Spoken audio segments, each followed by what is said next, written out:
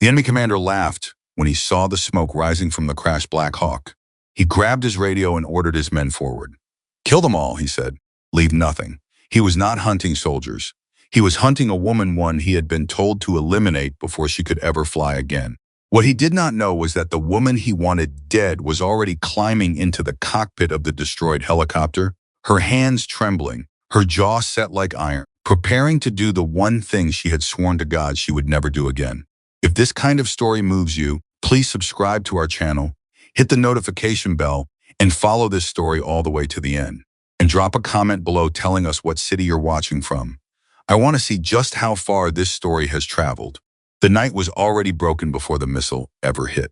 That was the thing nobody talked about later, when the reports were filed and the medals were handed out in quiet ceremonies with handshakes and photographs. Nobody mentioned that Lieutenant Commander Ethan Walker had already felt something wrong in his chest before the explosion tore the sky open. He had been on enough missions to recognize that, feeling the cold, particular silence that settles in the bones right before the world decides to come apart. He had ignored it. That was his first mistake. The MH-60 Black Hawk had been running clean and fast through the Arizona mountain corridor, hugging the terrain to stay below radar, the kind of flying that looked casual from the inside but required absolute precision from the pilots up front. Chief Warrant Officer James Dolan had been at the controls for 11 years. His co-pilot, Lieutenant Sarah Brennan, had 4 combat tours behind her. Between them, they had flown in weather that would ground most military aircraft, through conditions that would make civilian pilots quit the profession entirely. Ethan trusted them completely. He trusted the whole team completely. 8 SEAL operators occupied the cabin, geared up and locked in, checking their equipment for the 100th time the way soldiers do when they know the next hour is going to define something. The mission was straightforward, as much as any extraction ever is. An American intelligence officer named Marcus Webb had been operating deep in a remote mountain facility, gathering information on a weapons network that had cost 2 allied governments serious damage over the past 18 months. 3 days ago, his communication window had gone dark. No signal, no backup protocol, nothing. JSOC decided not to wait. They sent SEAL Team 8, they sent Ethan Walker, and they sent Captain Olivia Carter. She was seated toward the rear of the cabin, closer to the medical equipment than to the operators, which was exactly where the SEALs expected her to be. She was the team's attached trauma specialist, exceptional at her job, professional, calm under pressure in ways that had impressed even the most hardened men on the team.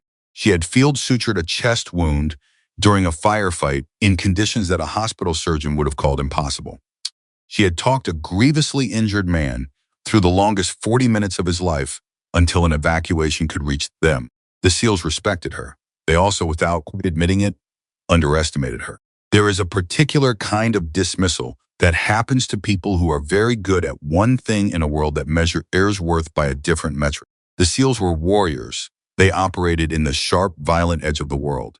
What Olivia did, the careful, precise, intimate work of keeping broken bodies alive, was valuable, essential even. But it was not what they were. She sat with her hands folded in her lap, her dark eyes moving between the viewport and the floor, and none of the operators would have been able to say later what she had been thinking about during those minutes before the world ended. They would have been surprised. She had been thinking about the helicopter, not this one specifically. She was barely conscious of this one. She had been thinking about a different aircraft, a different night, a different version of herself sitting in a cockpit she no longer permitted herself to occupy. She had been running through a familiar internal argument, the one she had been losing for 3 years, the one that started with the question of whether she had made the right call and ended, always, in the same dark place. She had been thinking about the sound a helicopter makes when the rotor catches wrong, and then the world caught wrong. The first explosion was not the missile itself. It was the fuel line along the starboard side, which the missile clipped at an angle that the engineers would later call extraordinarily unlucky. The resulting chain detonation traveled faster than sound inside the aircraft, and the Black Hawk went from a perfectly functioning combat machine to a dying animal in the span of approximately 1.4 seconds. Ethan felt it in his spine before he understood what was happening. The cabin tilted violently. Someone was screaming something into the radio. Multiple someones. The warning systems inside the cockpit were generating a sound that Olivia would later describe as everything going wrong simultaneously, which was accurate, because that is exactly what was happening. Dolan and Brennan were fighting the aircraft with every technique in their combined 20 years of flight experience, and the aircraft was losing. Brace, brace! Ethan had his harness locked and his head down before the shout finished. Around him, his operators did the same, the automatic, practiced responses of men trained to survive things that should not be survived. The Black Hawk spun once, twice, and then the mountainside came up to meet them at a speed that should have been fatal. The impact was catastrophic and insufficient to kill them. Both of those things were true at the same time. Metal screamed. The fuselage buckled in two places. The rotor assembly destroyed itself against a rock formation and scattered debris across a 200-meter radius. The cabin interior compressed inward on the left side, crushing equipment and bending the structural frame in ways that made every mechanical system aboard immediately questionable. Then silence, real silence, the kind that follows violence so complete that the air itself seems uncertain about what to do next. Ethan was the first one moving. Sound off. His voice was flat, controlled, the voice of a man who had trained his panic into something useful. Sound off right now. One by one, his operators answered. 6, immediately.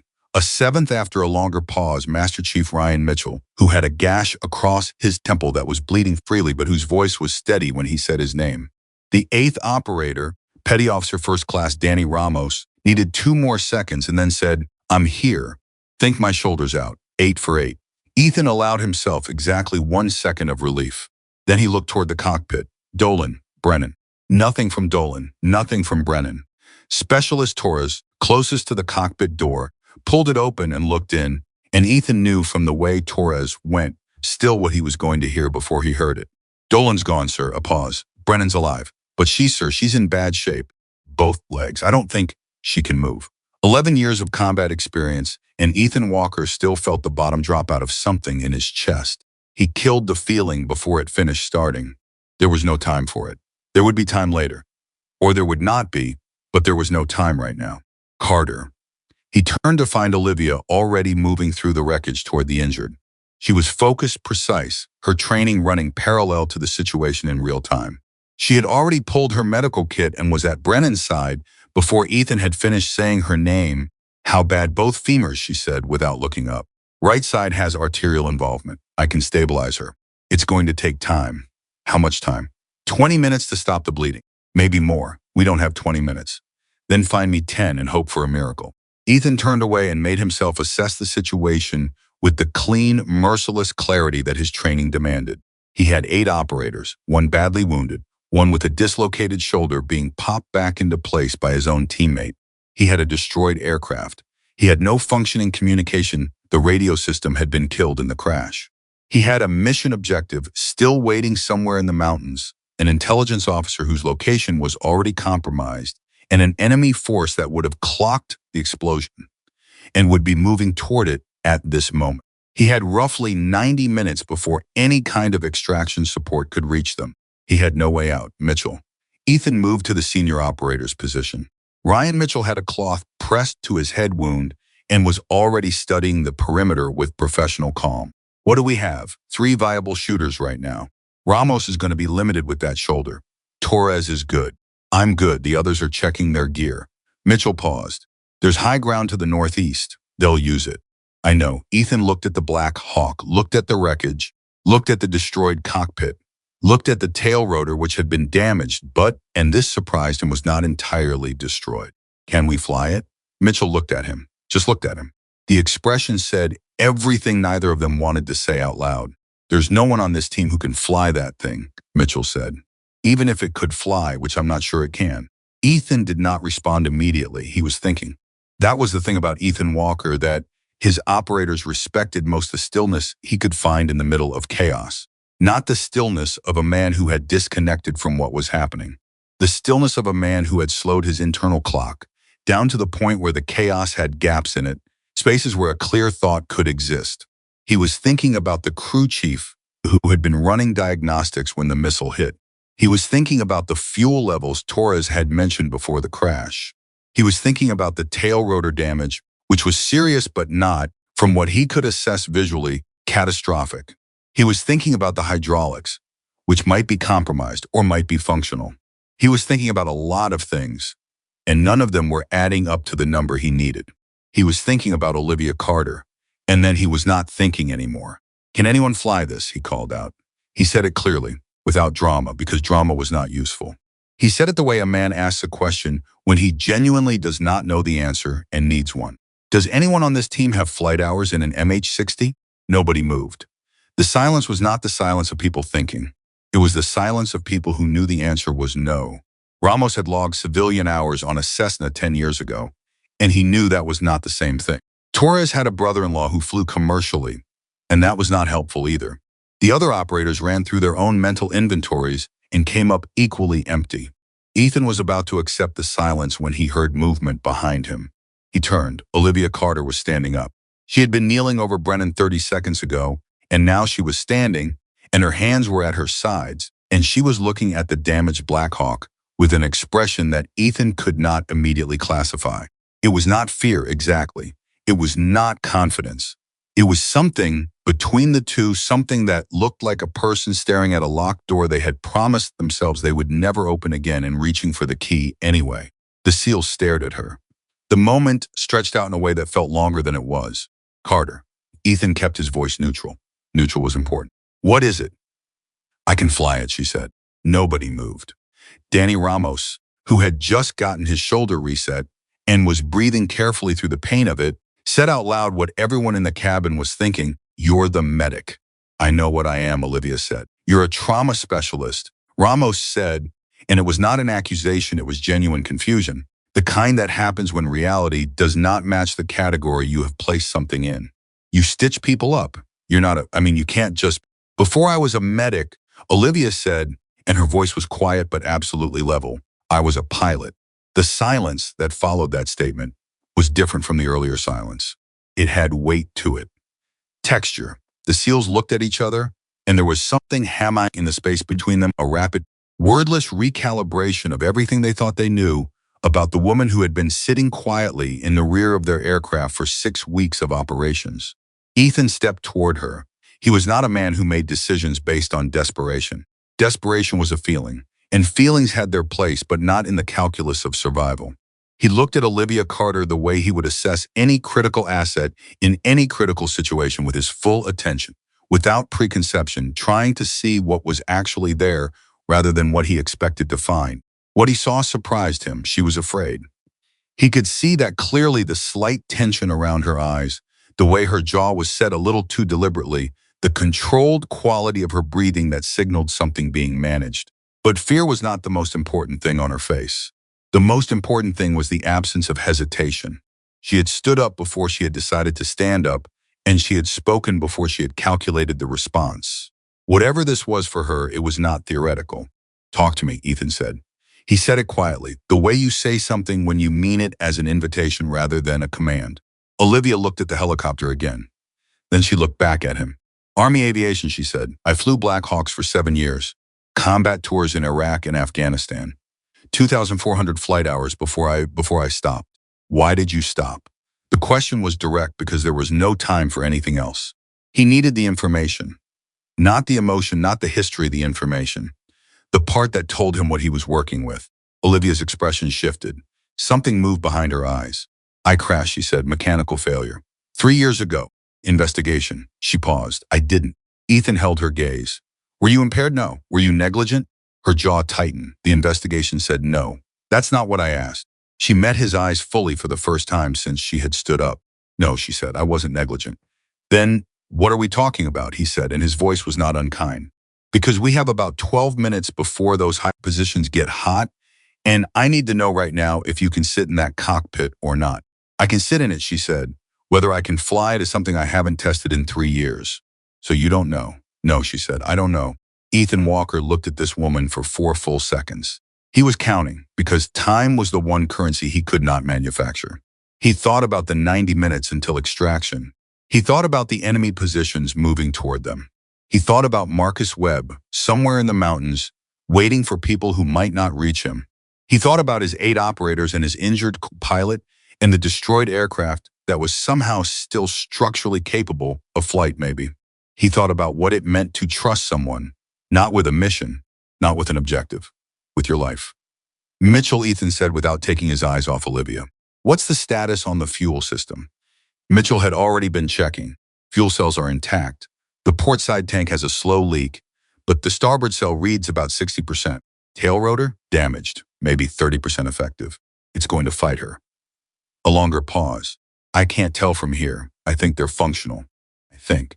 Ethan finally looked away from Olivia. He looked at the helicopter. He looked at the mountains around them. He looked at the sky, which was beginning to show the first pale threads of what would become morning and was currently an advantage to anyone with infrared equipment. Then he looked back at Olivia Carter. Get in the cockpit, he said. Tell me what you see. She moved before he finished speaking. The cockpit door was jammed from the crash, and Torres had to help her pull it open, and then she was inside, sliding into the pilot's seat. And the thing that happened next was not something any of the SEALs who saw it would be able to fully describe afterward. They would try. They would say it was like watching someone remember who they were. They would say it was like watching a person step back into a skin they had been living without. They would say all sorts of things, and none of them would quite capture it. What happened was that Olivia Carter sat in the pilot's seat of the damaged Black Hawk, and her hands went to the controls, and something in her posture changed in a way that was almost imperceptible, but absolutely unmistakable.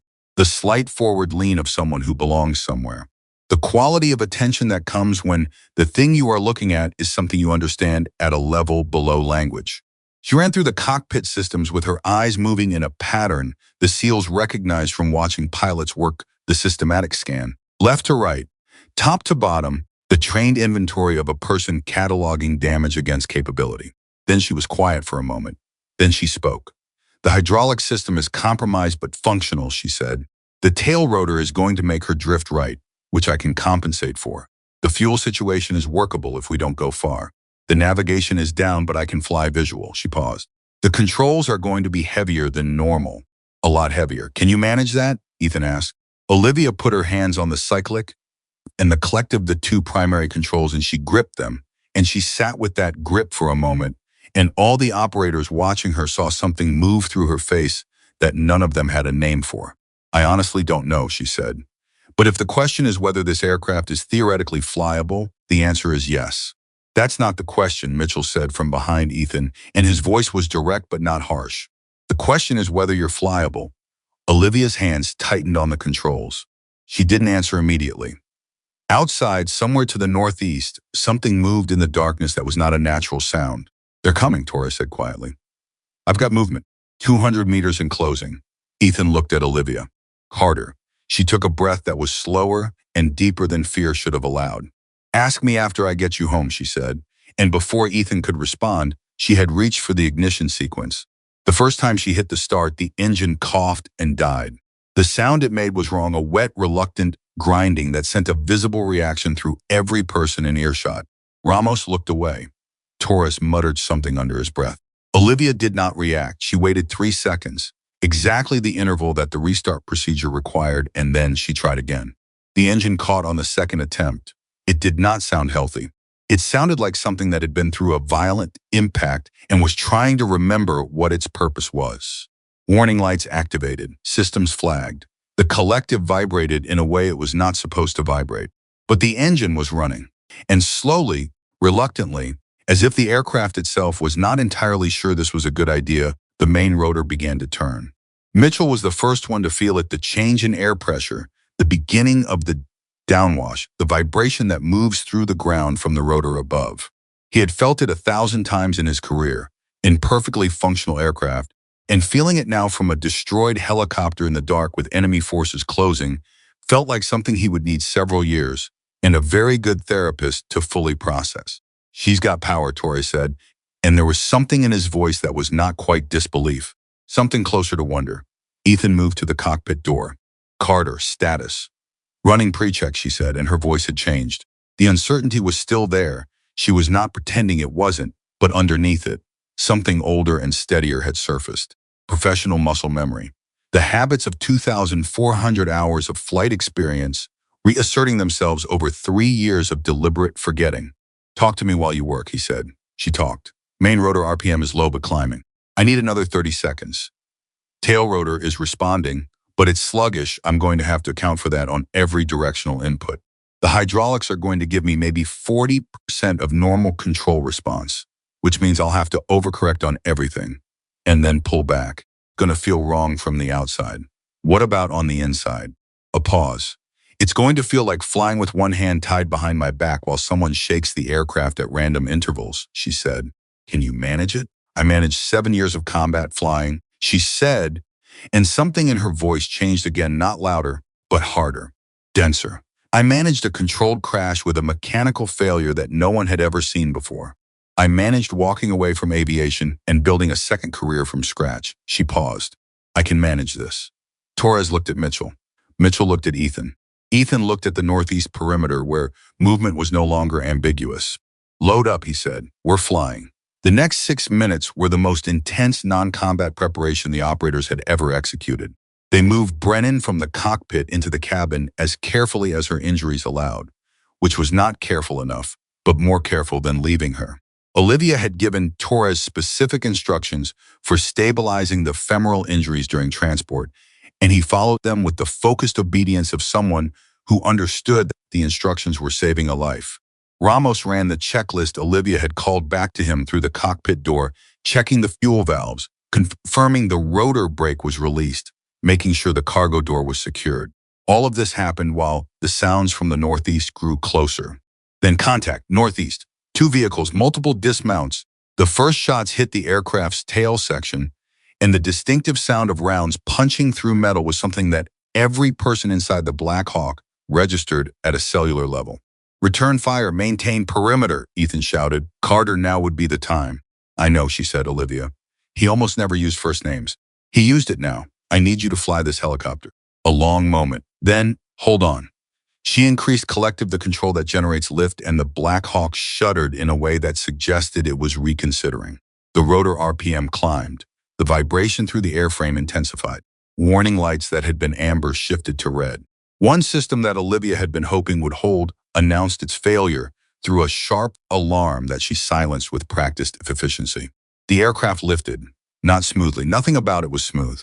It rose in a way that felt reluctant, a series of small corrections, each one compensating for the consequences of the last, the tail walking sideways against the damaged rotor's inability to provide full authority. Ethan, watching from the co-pilot seat, saw Olivia's hands moving constantly, a continuous series of inputs that overlapped and adjusted and contradicted each other in a rhythm too fast to follow. This was not how helicopters were supposed to fly. This was how helicopters flew when the person at the controls was refusing to let them fall. 3 feet above the ground, 5 feet 10. The enemy fire intensified as they rose, the aircraft becoming a target rather than a wreck. And then they were high enough that the angle changed, and the darkness of the mountains was around them rather than beside them. And Olivia pushed the aircraft forward, and the speed came up, and the altitude came up, and the Black Hawk, against every reasonable expectation, was flying. Mitchell's voice on the intercom, we're up. Torres, contact is falling back. They don't have anything that can chase us. Ramos, Brennan's holding. Carter's pressure dressing is doing its job. And Ethan Walker, sitting in the co-pilot seat of a destroyed helicopter, being flown by a woman who had not touched a flight control in 3 years, said nothing at all for approximately 30 seconds. He sat and watched Olivia Carter fly, and he thought about everything she had told him, and he thought about what it cost a person to walk back toward the thing that had broken them. And he thought that he had served with extraordinary people in his career, many of whom had received medals and recognition for their courage. He thought that what he was watching right now might be the most purely courageous thing he had ever seen in his life. And it had nothing to do with the enemy. And it had nothing to do with the aircraft.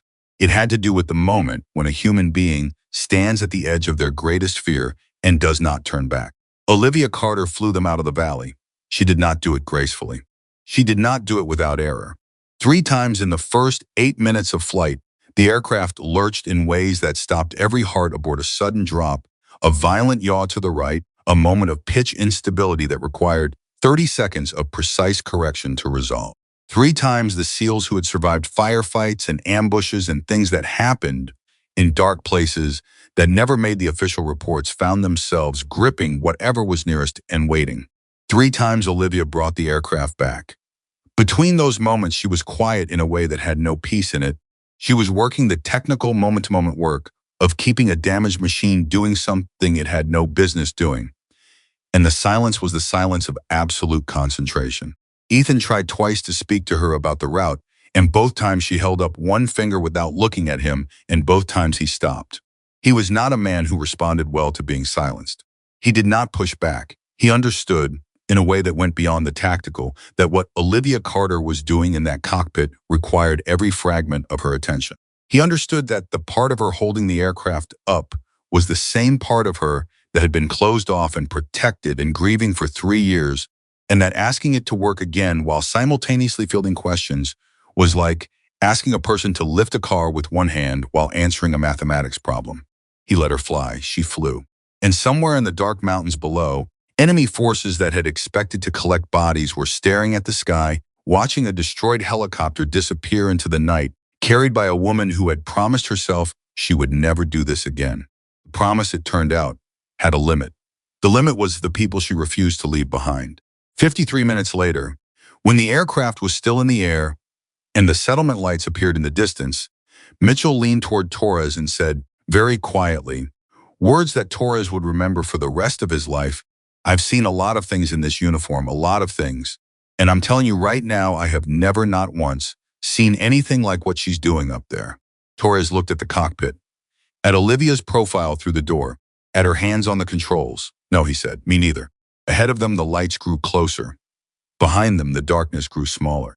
And somewhere between those two things, in the seat of a helicopter that should not have been flying, a woman who had spent 3 years running from herself finally stopped.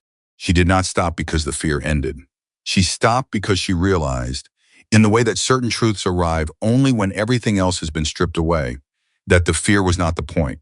The people behind her were the point, and she had always been exactly who she needed to be.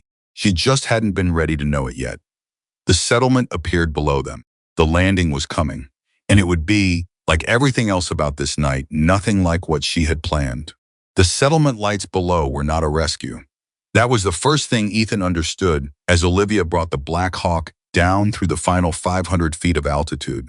The lights were small, a cluster of maybe 30 structures, the kind of community that exists at the edge of maps, dependent on geography rather than infrastructure, connected to the outside world by roads that were barely that, and communications that were intermittent at best.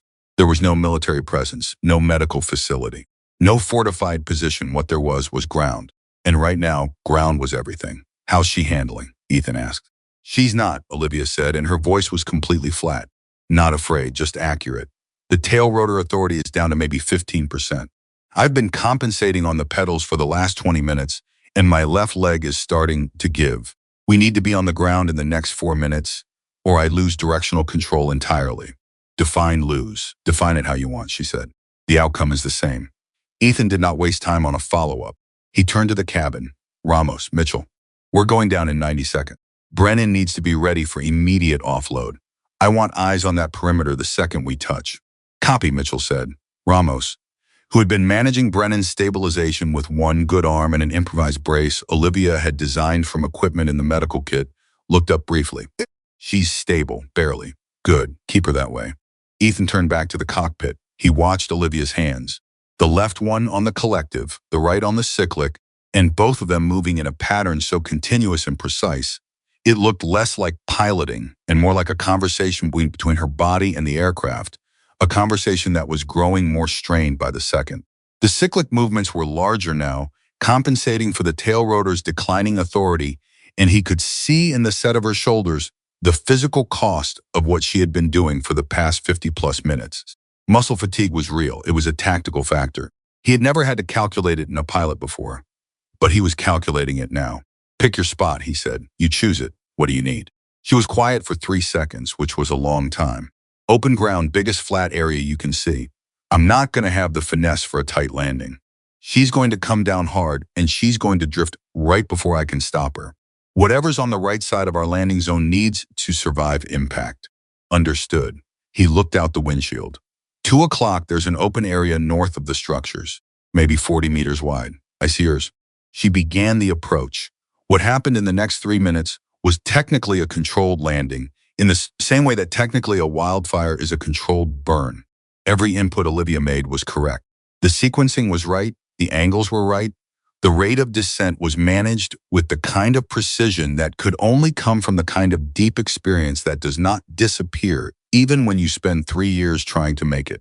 But the aircraft was failing under her hands in real time, and correct inputs into a failing system produced results that looked from the outside like everything going wrong at once. The Black Hawk came down at the edge of the open area. It touched.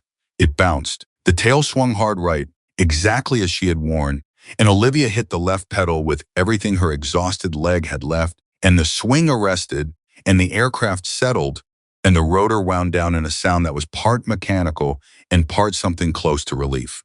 Then it was over. Mitchell had the cargo door open before the rotors stopped. Torres was first out, establishing a perimeter position with the automatic efficiency of someone who has trained that particular motion until it is no longer a thought. Ramos came out next, and 2 other operators helped him manage Brennan's transfer onto the ground, keeping her flat, keeping the pressure dressings Olivia had applied intact. Ethan stayed. He stayed until everyone else was out, and then he stayed another moment because something made him stay, some instinct that said the cockpit needed to be checked before it was abandoned. He looked in. Olivia had not moved. She was sitting in the pilot's seat with her hands still on the controls and her eyes forward, and she was breathing in a way that was slower than normal, but not distressed. Her face was difficult to read in the darkness, but Ethan had learned, over many months of working alongside her, that Olivia Carter's face was always difficult to read. She kept things in the place where the important things go when the world does not have room for them. Carter, she turned her head toward him slowly. "We're down," he said. "I know," she said. "You can let go of the controls." She looked down at her hands. She seemed genuinely surprised to find that she was still gripping the cyclic. She released it. Both hands came to rest in her lap, and she looked at them as if they belonged to someone she was meeting for the first time. "Come on," Ethan said. "Brennan needs you." That got her moving. The mention of a patient was the switch that turned Olivia Carter back into someone with a clear purpose, and she was out of the cockpit and moving to Brennan's position before Ethan had finished the sentence. He watched her go, and then he turned to look at the damaged aircraft one more time before he followed. The Black Hawk was barely recognizable as the machine they had boarded in Arizona. The tail section was warped. The rotor had wound down, and 2 of the blades had visible stress fractures. The cockpit canopy was cracked in a pattern that suggested it had been one significant impact away from failure. The portside fuel cell was leaking steadily onto the ground, and the starboard hydraulic line had a seep that in a functioning maintenance environment would have grounded the aircraft immediately. It had flown anyway, because she had made it fly. Ethan Walker, who was not a man given to prolonged reflection during active situations, allowed himself exactly 5 seconds of something that might have been awe. Then he went to find his team. The community they had landed near was not what he would have called friendly, exactly. Cautious was a better word.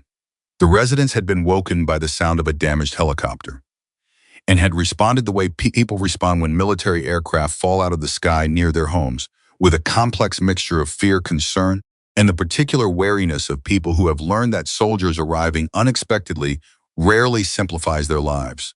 An older man came forward first. He was perhaps 60, lean and deliberate in the way of someone who has spent his life doing physical work. He looked at the aircraft. He looked at the operators. He looked at Olivia, who was kneeling in the dirt working on Brennan, and something in his expression shifted, not softer exactly, but different, calculating, deciding. He spoke to Ethan in careful accented English. "You are American military." "Yes," Ethan said. He kept his hands visible and his voice steady. "We had a crash. We have wounded. We need a safe place for approximately 2 hours." The man looked at Ethan for a long time. 2 hours, the man said finally. Inside, that was the entire negotiation. His name was Aram, and he was not a man who wasted words, which Ethan respected. He organized his community the way Ethan organized his operators efficiently, without drama, each person assigned to a role they understood and accepted. 2 younger men helped move Brennan inside to the most stable surface available. A woman who did not give her name brought water and cloth that was clean. Children who had appeared at the edges of the activity were redirected firmly and disappeared. Olivia worked. She had set up her field surgery in a corner of the room using the medical kit and the items the community provided with the matter-of-fact competence of someone who has learned to do exceptional things with whatever is available. Her hands moved without visible fatigue, which Ethan found remarkable given what those same hands had been doing for the past hour. He mentioned it. Adrenaline, she said without looking up from Brennan's leg.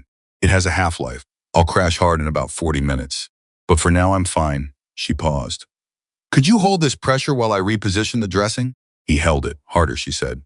She needs real pressure, not polite pressure. He applied real pressure. Better, she said. They worked in silence for several minutes. Ethan had assisted in field medical procedures before it was part of his training, and part of the reality that combat produced situations where everyone became something other than their designated role. But this was different from his training. Olivia was not walking him through procedures.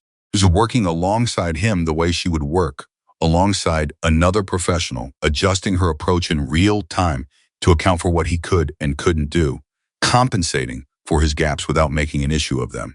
He found himself thinking about what it must have been like to watch her fly. He had been in the co-pilot seat, so he had seen it from the closest possible position.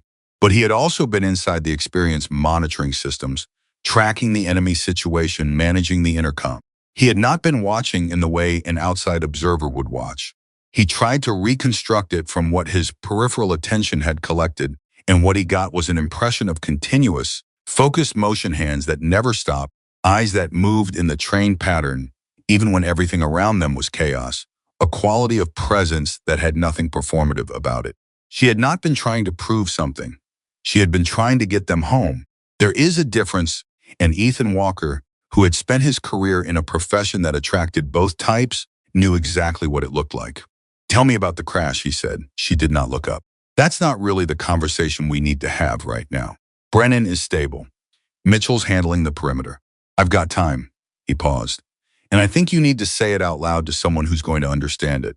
A long silence. Then she said, Iraq, 2021. Night mission resupply run to a forward position. The main rotor gearbox developed a catastrophic failure, the kind that shouldn't happen on an aircraft with our maintenance schedule, but happened anyway. I had maybe 40 seconds from the first indication to impact. What were your options? 2. Auto-rotate into open desert, clean landing, good odds. But I'd be landing 3 kilometers from a civilian settlement, and the aircraft would be a total loss in an area that enemy forces patrolled. She paused to adjust something on the dressing. Or put it down near the settlement, take the risk of impact damage affecting the structures, but keep the aircraft in a position where the crew had a better chance of rescue. You chose the settlement. I chose the settlement. And she was quiet for a moment. The landing caused structural damage to 2 buildings. No one was killed. My crew survived. A pause that had weight in it. There was a family in one of the buildings. A mother and 2 children. They got out. The investigation confirmed they were not injured. Ethan looked at her. Then what was the problem? The problem, she said, and her voice shifted in a way that was not quite anger and not quite grief, but lived somewhere between them, was that they could have been. The problem was that I made a call that put civilians at risk. The problem was that I sat in a hospital bed for 2 weeks afterward, running through every alternative and never being able to prove to myself, not completely, that I made the right one. The investigation, I know what the investigation said. Sharp, brief. Then I know you're trying to... Don't apologize, he said. What would it have taken? To convince you it was the right call? She looked at him then, fully. The kind of look that happens when someone asks a question you have been carrying for years and never expected to hear from someone else. I don't know, she said. I've been trying to figure that out for 3 years. Maybe, Ethan said. Carefully, the fact that you can't prove it to yourself is the point. Maybe the calls that matter are the ones where you never know for certain. You act on the best information you have, you carry the consequences, and you trust that the version of yourself that made the decision was trying. She stared at him. You're a SEAL commander, she said, not a therapist. I've spent enough time in the field to know that those 2 things overlap more than the job description suggests, he said. Something moved through her face. It was brief, a flicker of something that in a different setting might have looked like relief, or the beginning of it. Then it was gone, and she was back to Brennan's leg, and the moment closed the way those moments do, quietly and without ceremony. But Ethan noticed that her shoulders were slightly different afterward, less rigid, as though something that had been held in a particular position for a very long time had been allowed just fractionally to shift. Mitchell appeared in the doorway. His face communicated something before his words did, and what it communicated was not good. "We have a problem," he said. Ethan was on his feet before Mitchell finished the sentence. Outside, in the darkness beyond the settlement structures, Torres had been running the perimeter with two of the other operators. He brought Ethan to the position quickly, a natural observation point at the northern edge of the community, and pointed without speaking. Lights, vehicle lights, multiple of them, moving along the road that connected the settlement to the wider mountain network. Moving toward them. "Estimate, 2 vehicles. "Maybe 3, Torres said. "They know where we came down. They tracked the smoke from the fuel leak." Ethan did the calculation rapidly. He had 6 functional operators, one with a compromised shoulder. He had 1 injured co-pilot who was stable but completely immobile. He had a medical officer whose combat training was basic. He had a community of civilians that had, against all reasonable self-interest, taken them in and were now potentially in the crosshairs because of it. He had no communication with command. He had no extraction for at least another 70 minutes. And he had an enemy force coming toward them that did not intend to ask questions. He went back inside. "Situation," he said to the room. He was looking at Mitchell and Torres, but his voice was pitched for everyone, including Olivia and including Aram, who had appeared in the corner with an expression that said he had suspected something like this was coming. "We have vehicles inbound. Estimate 15 to 20 minutes before they're at the perimeter. I need to know what assets we have and what this community is willing to absorb." Aram looked at Ethan for a long moment. "We are not military people," Aram said. "No," Ethan agreed. "You're not. But we are not people who abandon others in difficulty." He said it simply, without drama, the way people state things that have been decided long before the moment of stating them. "What do you need?" "I need to know the layout of these structures," Ethan said. "Every building, every line of sight, every route in and out. And I need anyone who's not willing to fight to be in the safest possible location." Aram nodded once. "I'll show you." The next 20 minutes were the specific kind of controlled chaos that combat planning looks like from the outside, a rapid overlay of tactical decisions onto an environment that was not designed for them, using resources that were not suited for the purpose, creating a defensive position from whatever was available. Ethan deployed his operators with the efficient brutality of a man who is very good at a thing he wishes he did not have to be good at. He used the structures, the vehicles, the natural features of the terrain, and the surprising knowledge of Aram and 2 of the community's younger men who knew exactly which approaches were practical and which were not. He found Olivia in the middle of all of it. She was not where he expected her to be, which was with Brennan. She had stabilized Brennan to the point where the immediate crisis was managed and had handed monitoring duties to one of the community's women, who she had instructed with the quiet authority of someone used to teaching under pressure. Now she was at the communications equipment from the crashed aircraft, which 2 operators had salvaged and brought inside. She was working on it. "What are you doing?" Ethan asked. "The primary radio is destroyed," she said, not looking up. "But the emergency beacon unit is separate from the main system. If I can get power to it from the aircraft's auxiliary battery, which Torres said is still partially functional, I can light it up. That'll paint our position." "We're already painted," she said. "They know we're here. The question is whether our side knows we're here." She looked up. "If I get this working, I can give command an accurate position and the situation brief. It might not change the timeline, but it changes what they send." Ethan thought for approximately 2 seconds. "Do it," he said. She went back to work. This was the thing about Olivia Carter that Ethan had known for 6 months and only fully understood tonight. She was not one thing. She was not the medic they had categorized her as, and she was not simply the pilot she had revealed herself to be.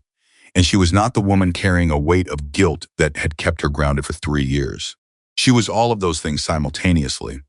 And the combination produced something that did not have a convenient label, but which Ethan recognized because he had spent his career among people who were built similarly.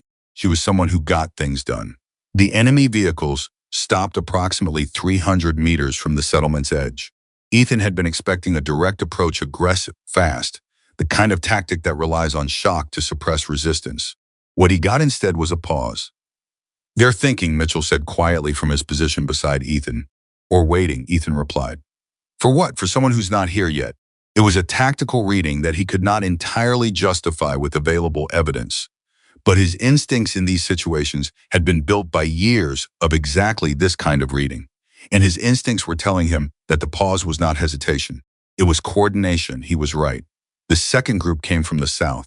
They came quietly on foot, using the terrain to minimize their profile, and Torres almost missed them, which was saying something because Torres did not miss things.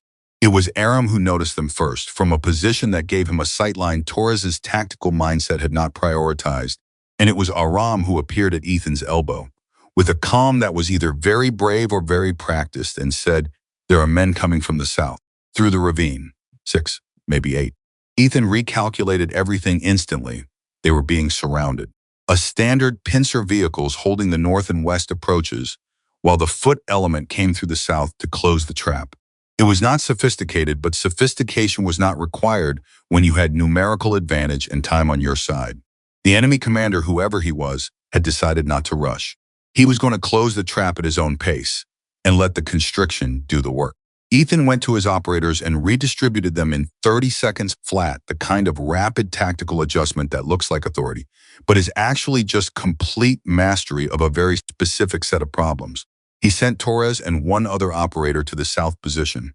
He moved Mitchell to a higher observation point. He kept the remaining operators in flexible positions that could respond in multiple directions. And then he went to Olivia. How long on the beacon? She looked up, and there was something on her face that he had not seen since she climbed out of the cockpit. It was not the controlled, managed expression she wore in professional settings. It was something more exposed, the face of someone who has been working at the absolute edge of what they have and is beginning to feel where the edge is. "I'm close," she said. "The auxiliary battery has power. The connection issue is on the beacon unit side. There's physical damage to the housing that I have to work around. 60 seconds if I'm lucky." "Be lucky," he said. She turned back to the equipment. From outside, Ethan heard the sound that he had been calibrating for since Torres's report, the shift in the ambient noise that preceded contact. Vehicles beginning to move again. Foot elements repositioning. The particular quality of silence that happens in the seconds before a situation becomes definitive. He went to the door and looked out. Mitchell's voice on the radio, barely above a whisper. "North vehicles are moving. Slow. They're not rushing. Torres, south element is 30 meters from the ravine exit. Waiting on your call. Ramos, from his position covering the west. Nothing on my side, but something feels wrong." Ethan trusted that feeling. Ramos's instincts were as good as anyone on the team, and the feeling that something was wrong in a quiet sector was information. "Hold positions," Ethan said. "Nobody moves until I say." He went back to Olivia. "Talk to me," he said. "I have power to the unit," she said. "I'm running the test sequence." She paused. "Ethan." He registered the use of his first name. She had not used it before. "The pilot," she said without looking up. "Dolan. Did he have family?" The question landed with the weight of things that exist outside the tactical frame and inside the human one, the questions that arise when a person who has been functioning at maximum capacity finds a crack in the wall and something from the other side comes through. "Wife," Ethan said. "2 girls, 10 and 12. Olivia absorbed that. "I'm going to make sure they know it wasn't the aircraft," she said. "Whatever I have to file, whatever the review asks for, I'll make sure the record is clear that what happened tonight was not a mechanical failure. It was an impossible situation handled with everything he had." She paused. "He bought us time. The way he managed that first impact, the aircraft should have rolled. He kept it from rolling. That's why we're all here." Ethan said nothing for a moment. "I'll make sure it's in my report," he said. "Good." She sat back slightly. "Beacon is active. Signal is transmitting." The sound it made was quiet, a steady electronic pulse that was unremarkable to the ear but carried in that moment the weight of everything. It meant command knew where they were. It meant the 90-minute extraction timeline was no longer a fixed constant but a variable that could be compressed. It meant the situation had changed. "Outstanding," Ethan said. He meant it with every word. Then Mitchell came through on the radio and everything changed again. "North vehicles have stopped," Mitchell said. "They've got a spotlight. They're illuminating the settlement." A pause. "Ethan, there's a man standing outside the lead vehicle. He's got a megaphone." "Say again." "He's talking. Speaking to the settlement." "I can't make out the words at this range." Aram appeared beside Ethan. His face had shifted into an expression that was harder to read than before, something complex, layered, old, in the way certain expressions are old, Because the feeling behind them has been carried for a long time. What is he saying? Ethan asked. Aram listened for a moment. His jaw tightened. He is saying that the Americans have brought danger to this place, Aram said. He is saying that if we give them up, the community will not be harmed. A pause. He is saying we have 5 minutes to decide. Silence in the room. Ethan looked at Aram. Aram looked at Ethan. You took us in, Ethan said, knowing this was a possibility. Why? Aram was quiet for a moment. Then he said something that Ethan would remember for the rest of his life, said it simply and without any visible awareness that it was remarkable because the right thing is still the right thing, even when it is difficult. Olivia, who had heard every word of this, looked up from the beacon equipment. She looked at Ethan. Then let's make sure the right thing works out, she said. And Ethan Walker, who had commanded men through the worst situations his country could find to put them in, felt something straighten in his chest, the feeling of a decision not being made so much as acknowledged. The decision had already been made. It had been made when Aram opened his door. It had been made when Olivia stood up in the wreckage of the Black Hawk. It had been made, if he was honest, years before tonight, by all of them, in smaller moments that accumulated into the kind of people they had become. Mitchell, he said. Torres. New positioning. I want everything we have oriented to protect this settlement's southern and eastern approaches. He paused. We hold until extraction. Copy, Mitchell said. No hesitation, copy. Torres said same. Outside, the megaphone fell silent. The 5 minutes began, and in the corner of the room, Olivia Carter finished double-checking the beacon signal, confirmed it was broadcasting clean and clear, and then stood up and went to check on Brennan, because there was still a patient who needed her, and because that had never changed, no matter what else the night had demanded. The woman who had flown them out of the mountains was also the woman who kept people alive on the ground. And both of those things were true, and both of them mattered. And she was no longer interested in ranking them against each other. She was all of it. She had always been all of it. The 5 minutes counted down in the particular silence of people who have decided what they are going to do and are simply waiting for the moment to do it. Outside, the spotlight held steady on the settlement. And inside, the Americans and the people who had chosen to stand with them waited together in the dark for whatever was coming next.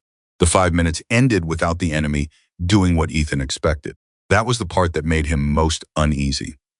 In his experience, people who issued ultimatums and then did not act on them were not showing mercy.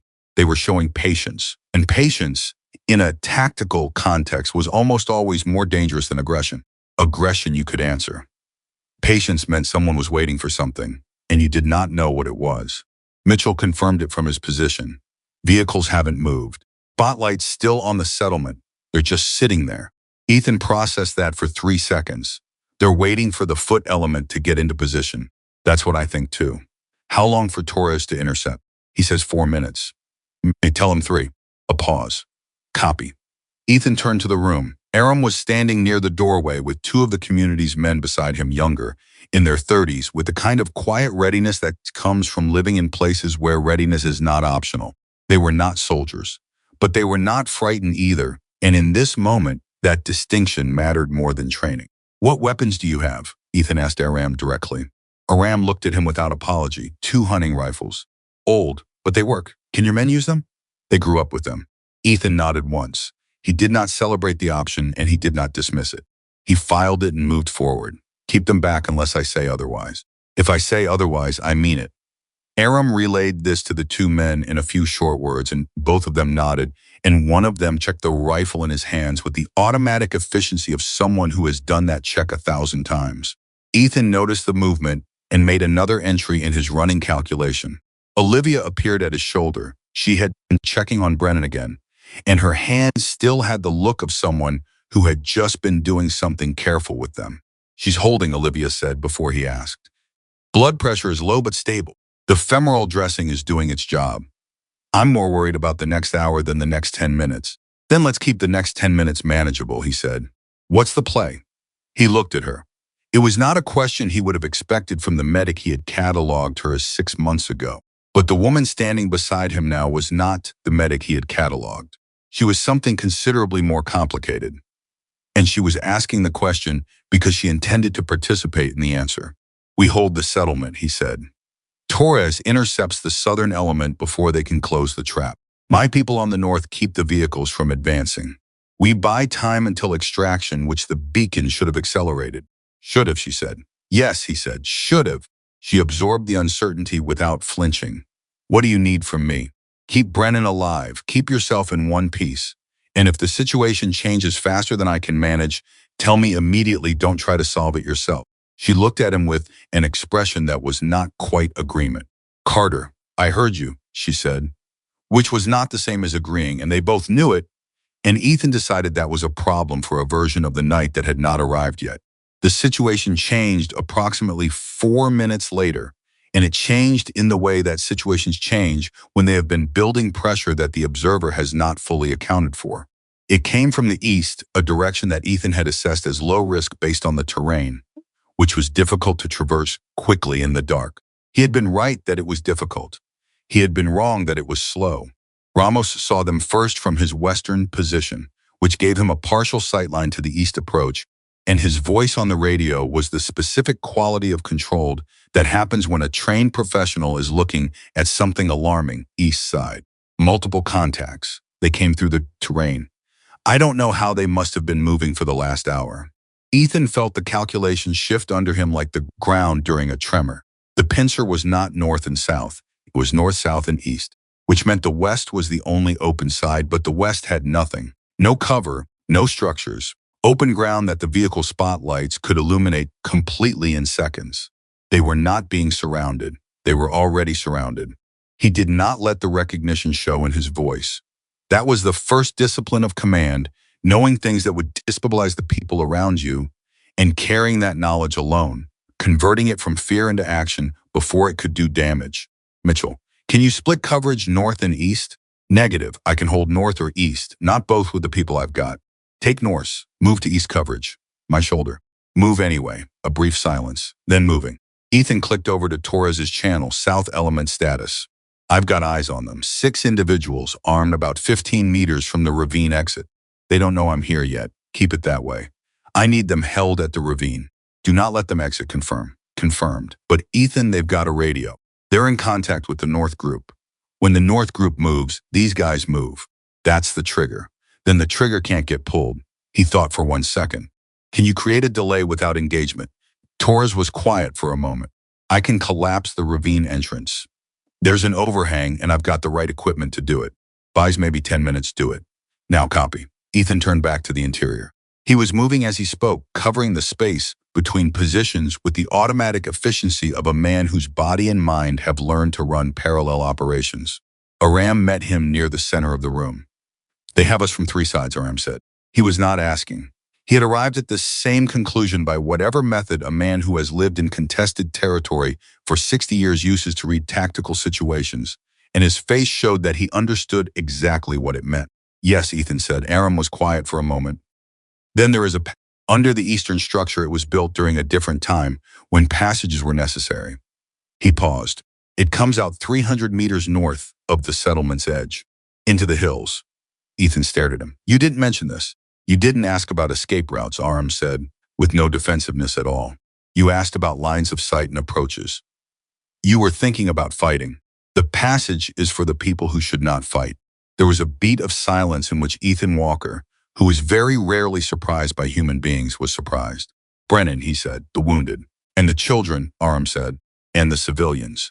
He was already restructuring everything. Show me.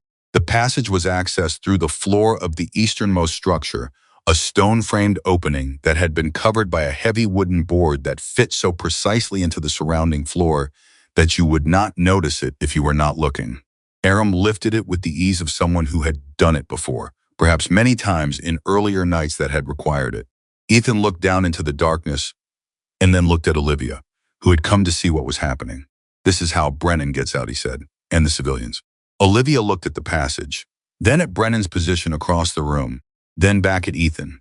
He could see her doing the medical calculation, the risks of moving a patient with femoral injuries through a confined underground passage versus the risks of keeping her in a building that was about to become a combat zone. I'll need to immobilize her legs before we move her, she said. Give me 4 minutes. You have 3, he said. She was already moving. What happened in those 3 minutes was the particular compression of time that high-stakes situations produced the sense that events are occurring at normal speed but that normal speed has somehow been condensed, each second carrying more weight than a second should reasonably carry. Olivia worked on Brennan's immobilization with hands that did not shake, talking quietly to Brennan the entire time, the low, steady voice of someone who understands that consciousness is a resource in a trauma patient and that conversation is how you preserve it. Brennan was conscious, barely and not consistently, but enough. Hey, Olivia said close to her ear. I need you to stay with me for about 10 minutes. Can you do that? Brennan's eyes found her, something that might have been a nod. Good, I'm going to move you. It's going to hurt. I'm not going to apologize for it because you're a military officer and you'd find it condescending. Something that might have been a sound that might have been a laugh. There we go, Olivia said. Hold that thought. Outside, Torres's controlled demolition of the ravine entrance produced a sound that was brief and not as loud as the situation suggested. It should be the compact, directed sound of someone who knows exactly how much force to apply and applies exactly that much. From Ramos's position came confirmation, southern element is stopped. They're regrouping. How long? Ethan asked. Torres says 10 minutes. I say 8. Spilt the difference, Mitchell said from the north. 9. And we've got a vehicle moving up here, testing us. Let them test, Ethan said. Don't fire unless they commit. He went back inside. Olivia had Brennan ready. It had taken her 2 minutes and 40 seconds. And what she had assembled from the available materials was a field immobilization that any trauma physician would have called creative and any combat medic would have called inspired. Brennan's legs were splinted and bound in a configuration that would allow her to be moved through the passage without the femoral fractures shifting enough to reopen the arterial pressure points. I'll go through with her, Olivia said. I need 2 people to carry her and 1 to stay with me on the other end. I'll designate them, Ethan said. No, she said it simply without aggression. I'll designate them. I need to know their physical capacity for what this movement requires. You need people who can fight. She paused. Trust me on this one. He looked at her for one of those 4-second assessments that had become their specific communication. Then he stepped aside. She chose Aram, whose physical strength was evident, and one of the community's younger men whose name she had learned in the past hour, a man named Davar, who had been helping her with Brennan's care and who she had assessed as capable and calm. She gave them specific instructions about how to carry Brennan through the passage, where to hold, how to communicate between them, how to stop if she gave the word, and she delivered the instructions with the clarity of someone who has learned that clear instructions are an act of care. She also designated where the civilians and children would go and in what order. When Ethan observed this, the organized, efficient movement of non-combatants into the passage, conducted without panic, each person knowing their role, because Olivia had assigned it 30 seconds before he felt something that was not exactly professional admiration, though it included that. It was something older and less nameable, the feeling of watching a person fully inhabit their capacity. She was not performing leadership, she was leading.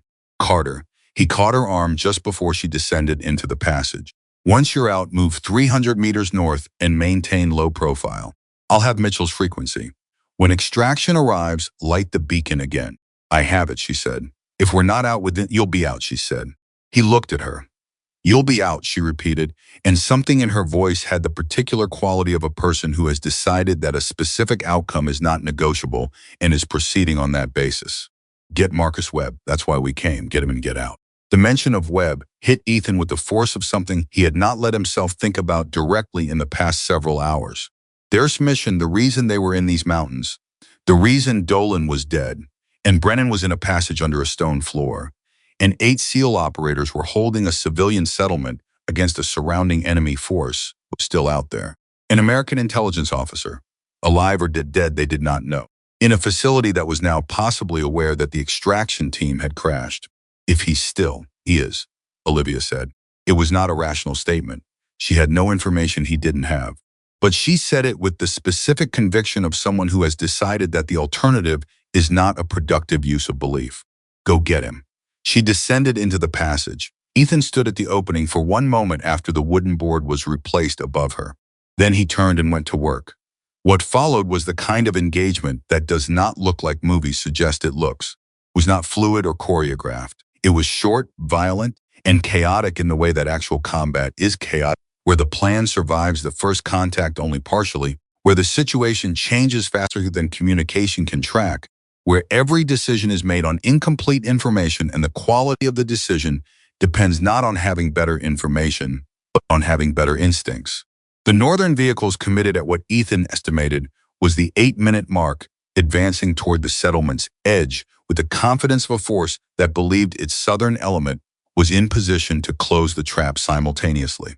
What the vehicle force did not know was that the southern element was still regrouping from Torres's intervention, and that Torres had repositioned to cover the eastern approach from a different angle, and that Mitchell had done something with the available materials and his particular skill set that had quietly and effectively reduced the northern approach to a channel rather than an open advance. The engagement was brief. 4 minutes of concentrated contact that Ethan commanded from a central position, moving between his operators, managing the situation the way a conductor manages an orchestra, not playing anything himself, but ensuring that each element was in the right place, making the right sound at the right time. He took a round that grazed his left arm and registered it as information, rather than injury, the particular combat training that converts physical sensation into tactical data until there is time for it to be something else. Mitchell took the most pressure and held it without asking for anything except more ammunition, which Ethan got to him. Ramos, one arm compromised, found a position that minimized what the compromised arm needed to do and maximized what the good arm could do, which was considerable. Torres closed from the south and turned the attempted pincer into a confused repositioning from which the enemy force could not recover quickly enough to matter. And then it was quiet, not peaceful. Quiet was not peaceful in these situations. Quiet was the space between pressures in which you had to do everything that the pressure had prevented you from doing: assess casualties, redistribute resources, update your understanding of the situation, prepare for what came next. Came next, in Ethan's assessment, was a regrouped and more cautious approach from forces that had not expected to meet this level of resistance. They would adjust, they would take time to adjust, but they would do it, and when they came again, they would come differently. He estimated 20 minutes. He also, in the moment that thought completed, heard something in the distance that was not from the settlement or from the enemy positions. Rotor wash faint, maybe 3 kilometers, coming fast. "Mitchell," he said into the radio, "you hearing that?" A pause. "Yeah," Mitchell said. "Yeah, I am. Beacon worked."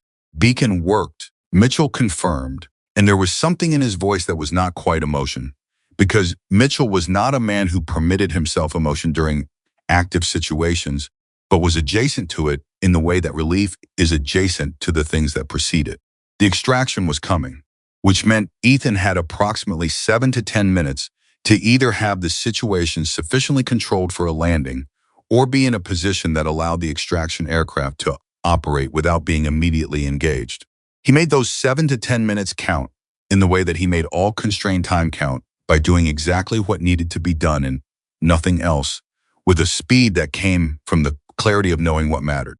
He sent Mitchell to mark the landing zone. He kept Torres on the perimeter. He got Ramos to the interior, where his shoulder could be managed for the final push. He sent a runner to the passage entrance, one of Aram's men who had stayed above ground, to relay the extraction signal to Olivia below.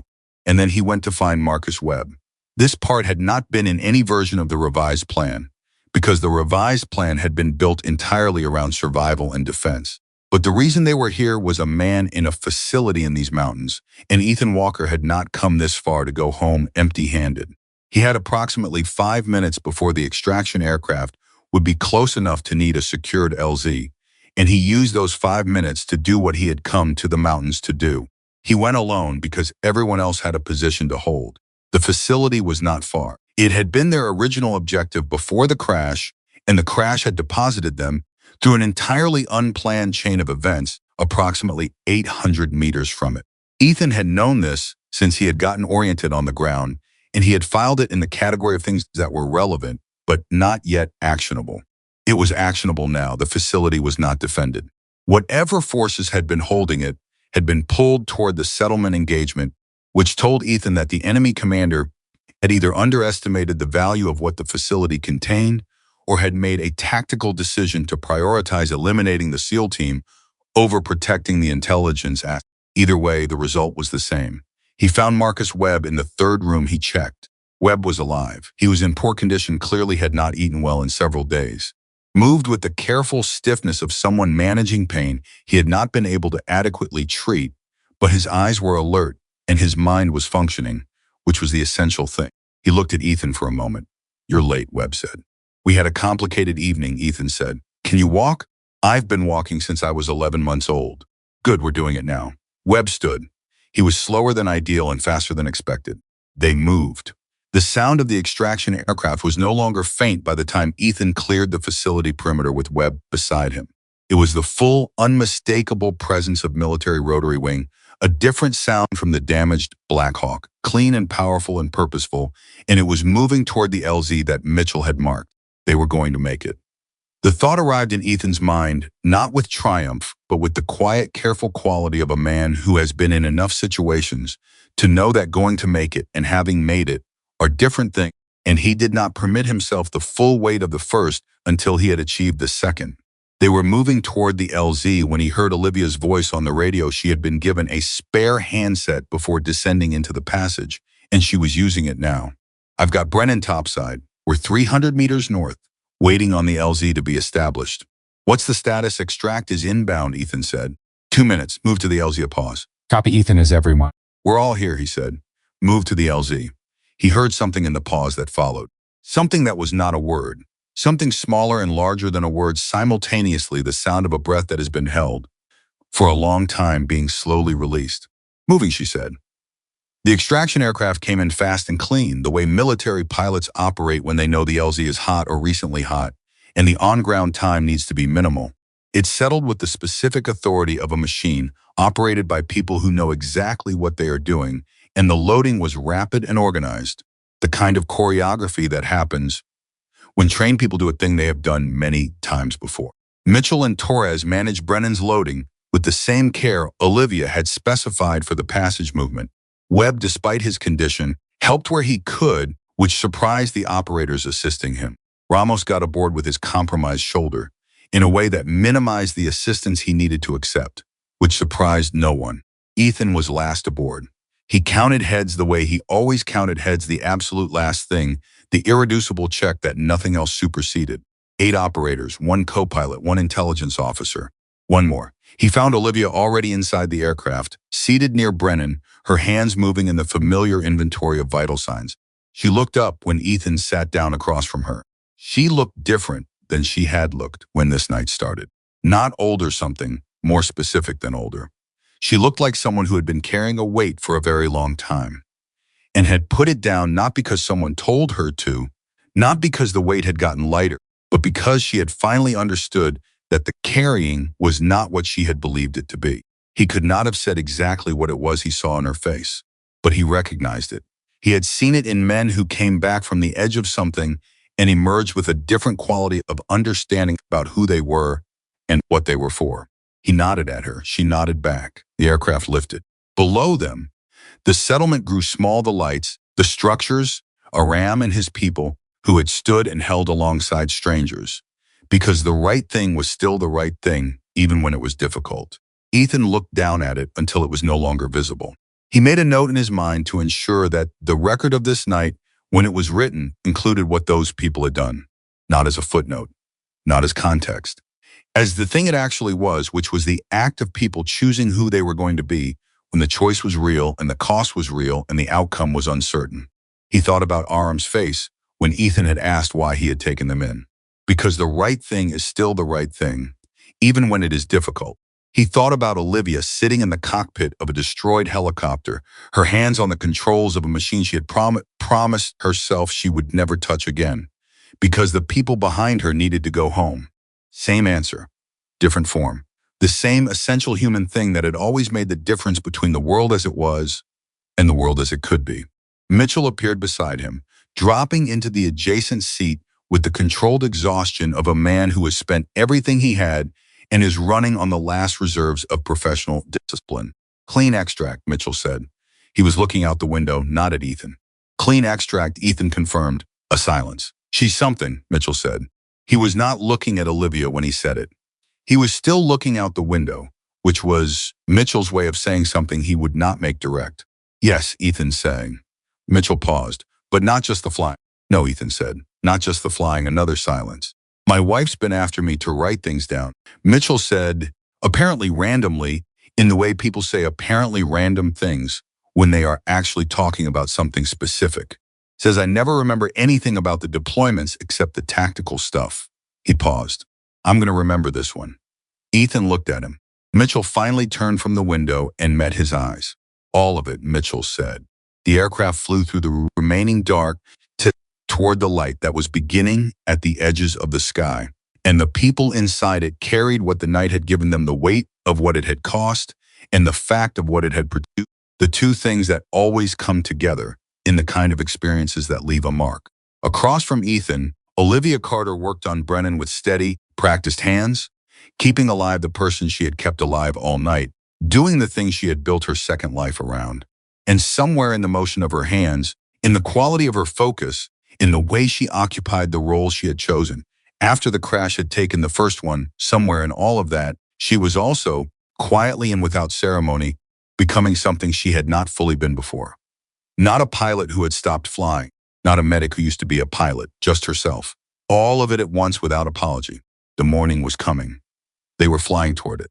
And the woman who had risen to her feet in the wreckage was still rising. The base medical facility at Camp Holloway was lit the way those places are always lit, bright, relentless, indifferent to the hour. It was 4:47 in the morning when the extraction aircraft touched down, and the medical team was already outside before the rotors had finished spinning, which meant the beacon transmission had done more than confirm their position. It had triggered a full emergency response. Brennan went first.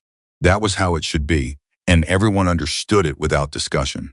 The medical team moved her with the practice speed of people who do this regularly and have learned that speed and care are not opposites.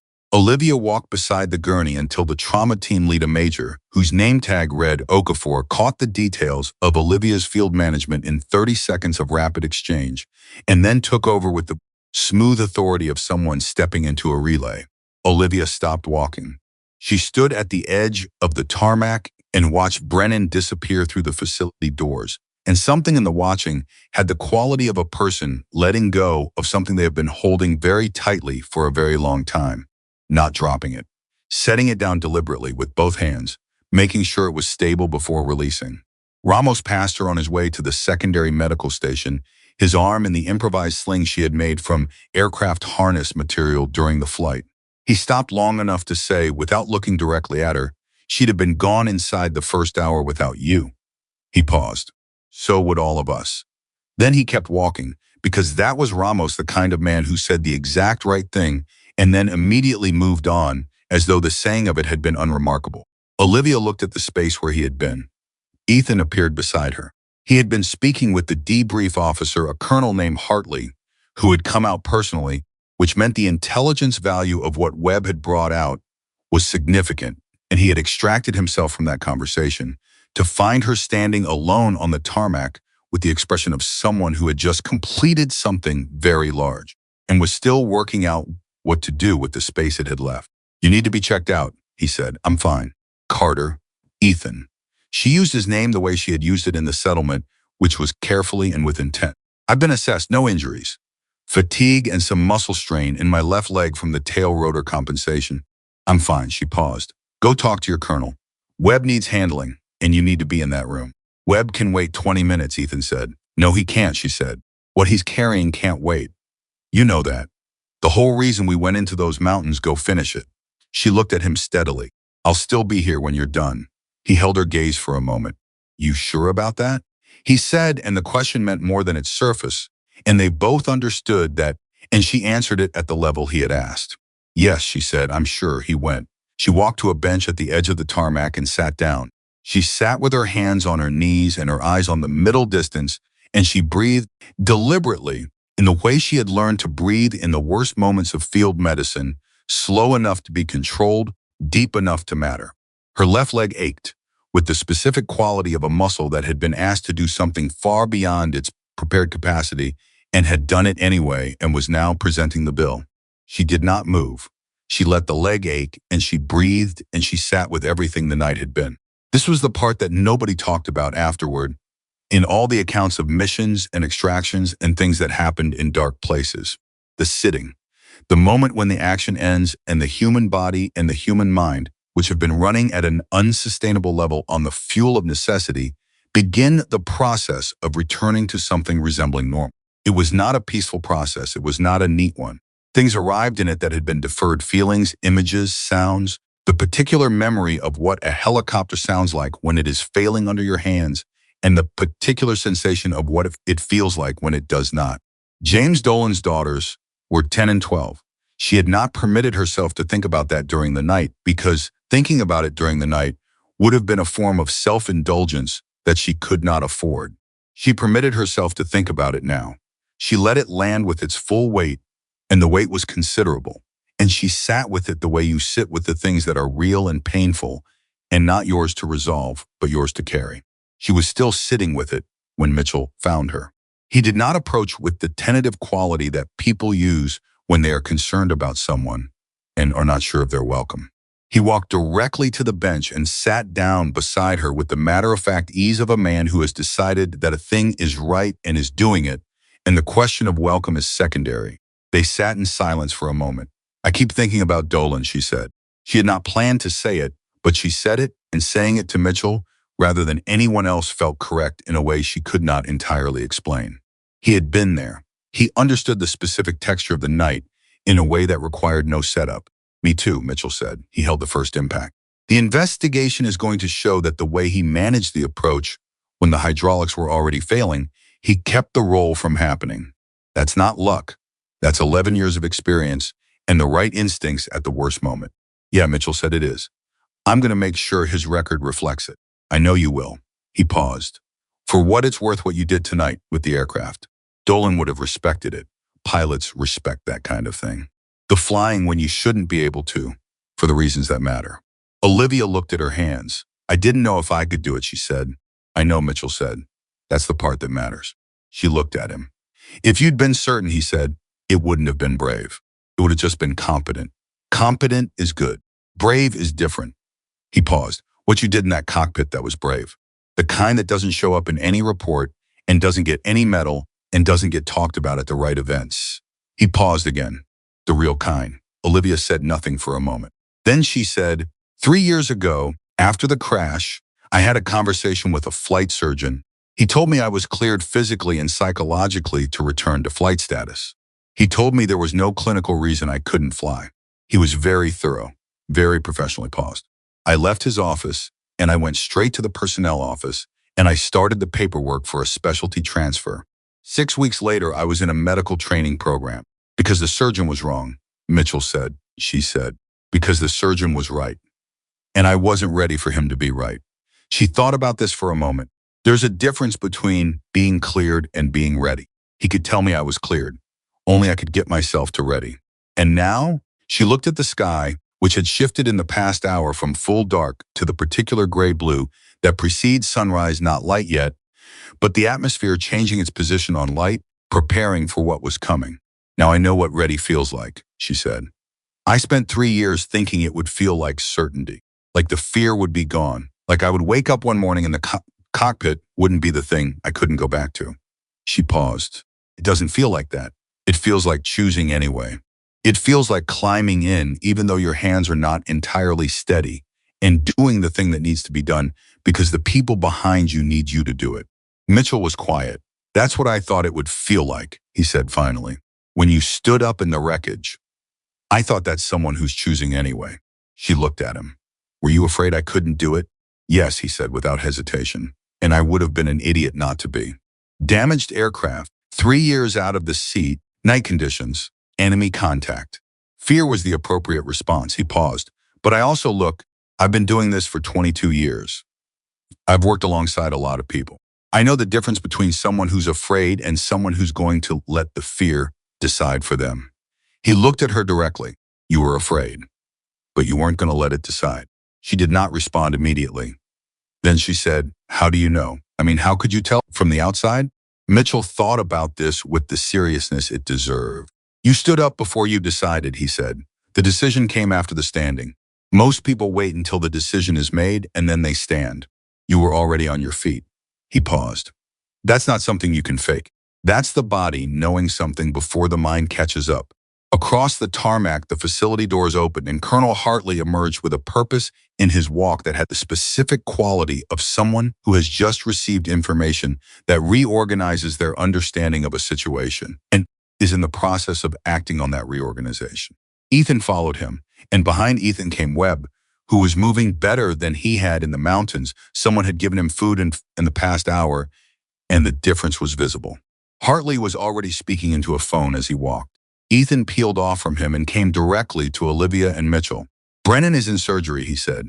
"The trauma team says Olivia's field management gave them a workable patient. They're optimistic." Mitchell nodded. Olivia absorbed this with a stillness that was not the stillness of indifference. It was the stillness of someone receiving information they have been hoping for and are allowing themselves to fully receive rather than immediately convert into the next task. "Good," she said. "Quiet. Certain." Ethan looked at her with the particular attention he had been giving her since the wreckage, not evaluating her, not assessing her capacity, but seeing her. There was a difference, and it was one she had begun to notice. "Hartley wants a debrief from you," he said. "Not about the medical aspects, about the flight." Something moved through her expression. "The flight," she said, "the full account. Technical assessment of the aircraft condition, flight decisions, the landing. He's already talking to the maintenance team about the Black Hawk. What they're finding in the wreckage is consistent with what you described, but they need your pilot's account to complete the picture." He paused. "And there's something else." The quality of his pause made her sit slightly straighter. "Dolan's record," Ethan said. Hartley pulled it as soon as Webb confirmed the mission details. "He wants to ensure the record reflects the full account of the crew's actions during the initial impact." He looked at her. "He's already spoken to me. I gave him my account.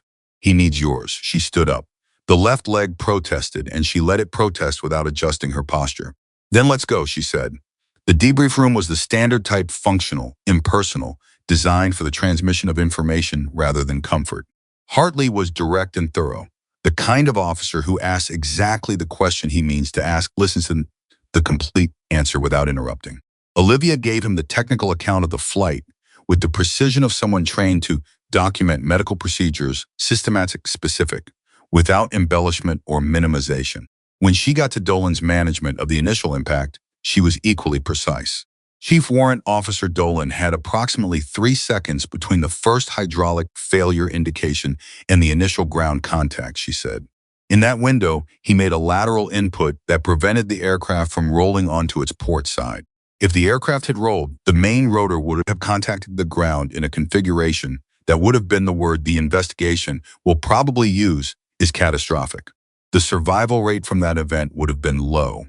His input prevented it. She paused. That input was not in any checklist. There is no procedure for it because the combination of failure modes was not a scenario that had been trained. He improvised correctly under the maximum possible pressure in under 3 seconds. That is the record that should follow him. Hartley looked at her. "You saw that from the cabin?" he asked.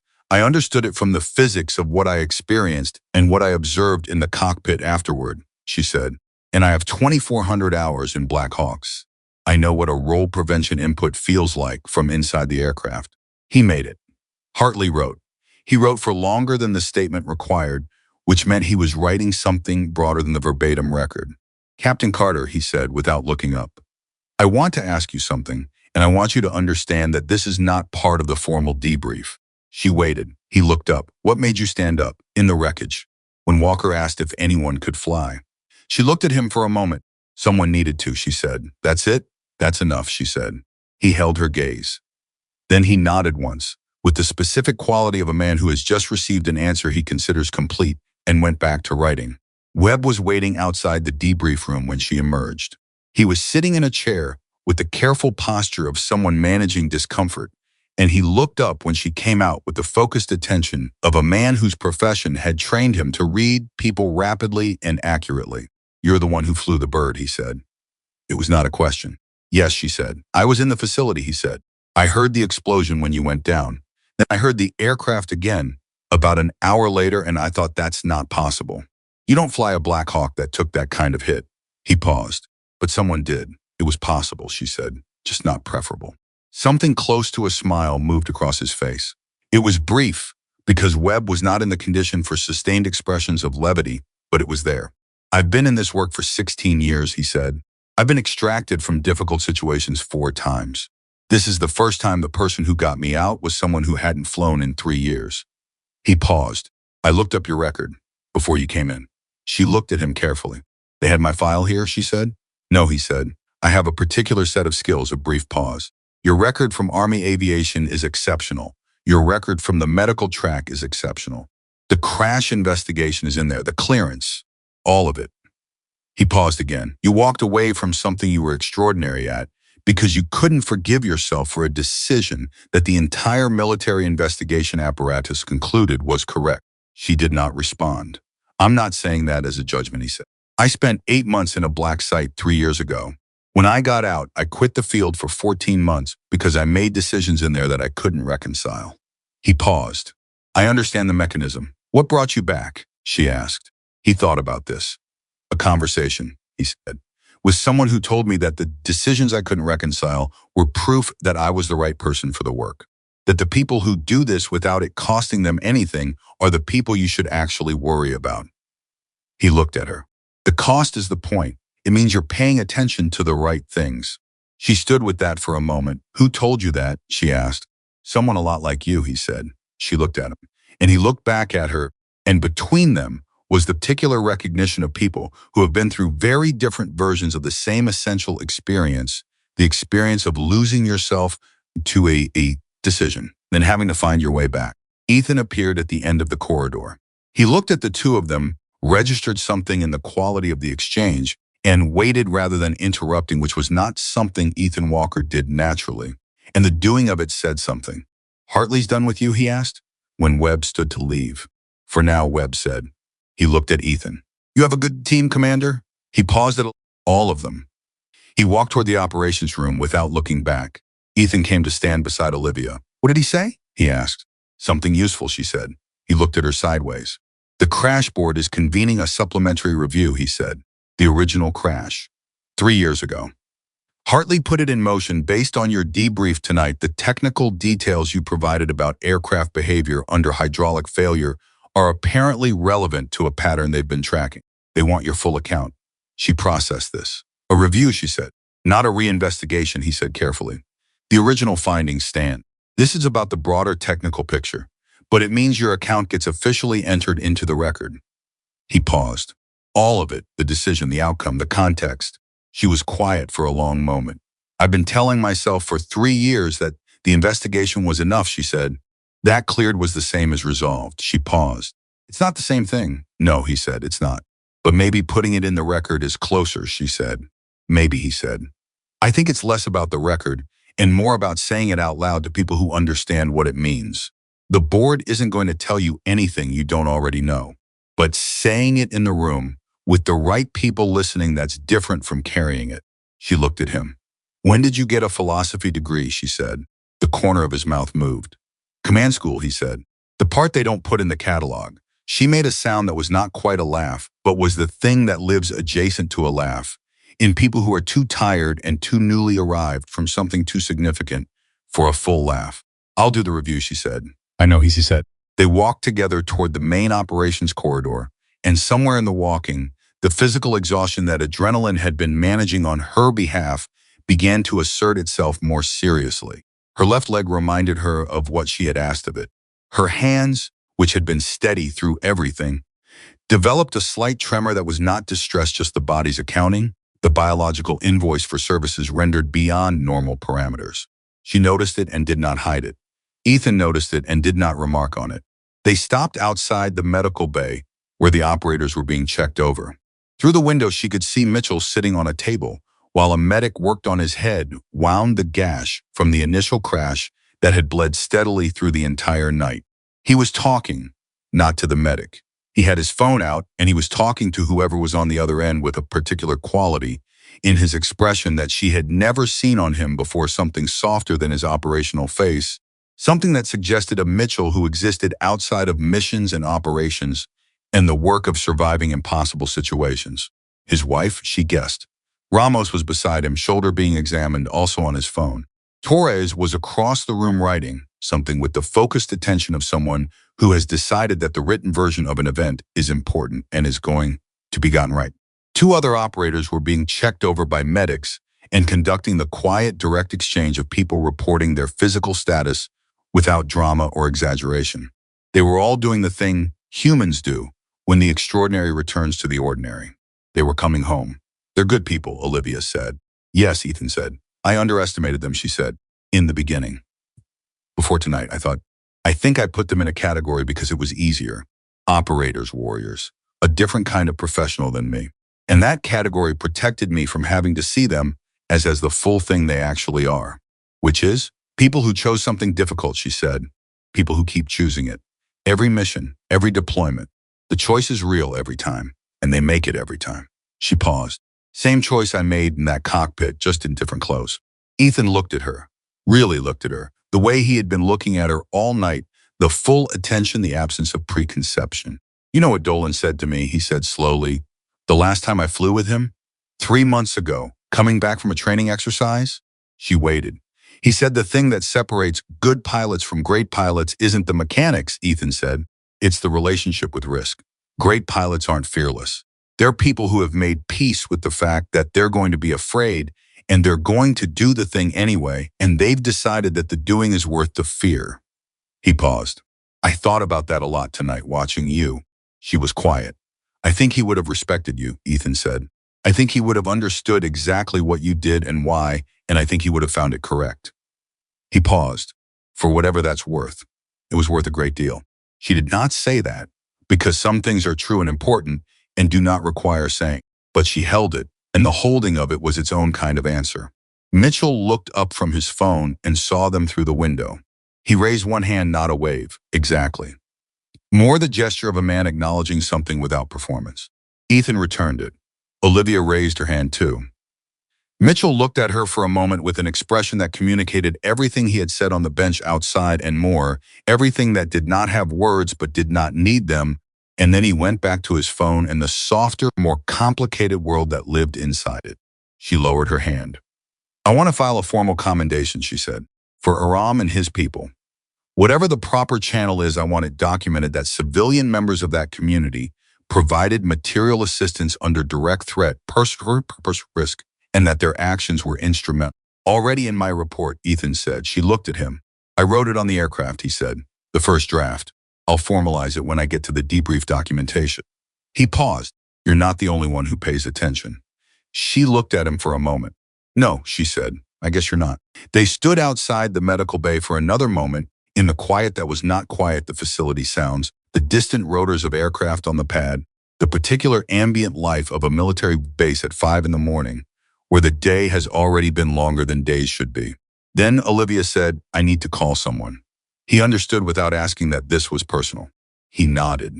She walked toward the end of the corridor, and he watched her go, and he thought about everything the night had produced and everything it had cost, and the particular math of those two things that never comes out, even but always means something.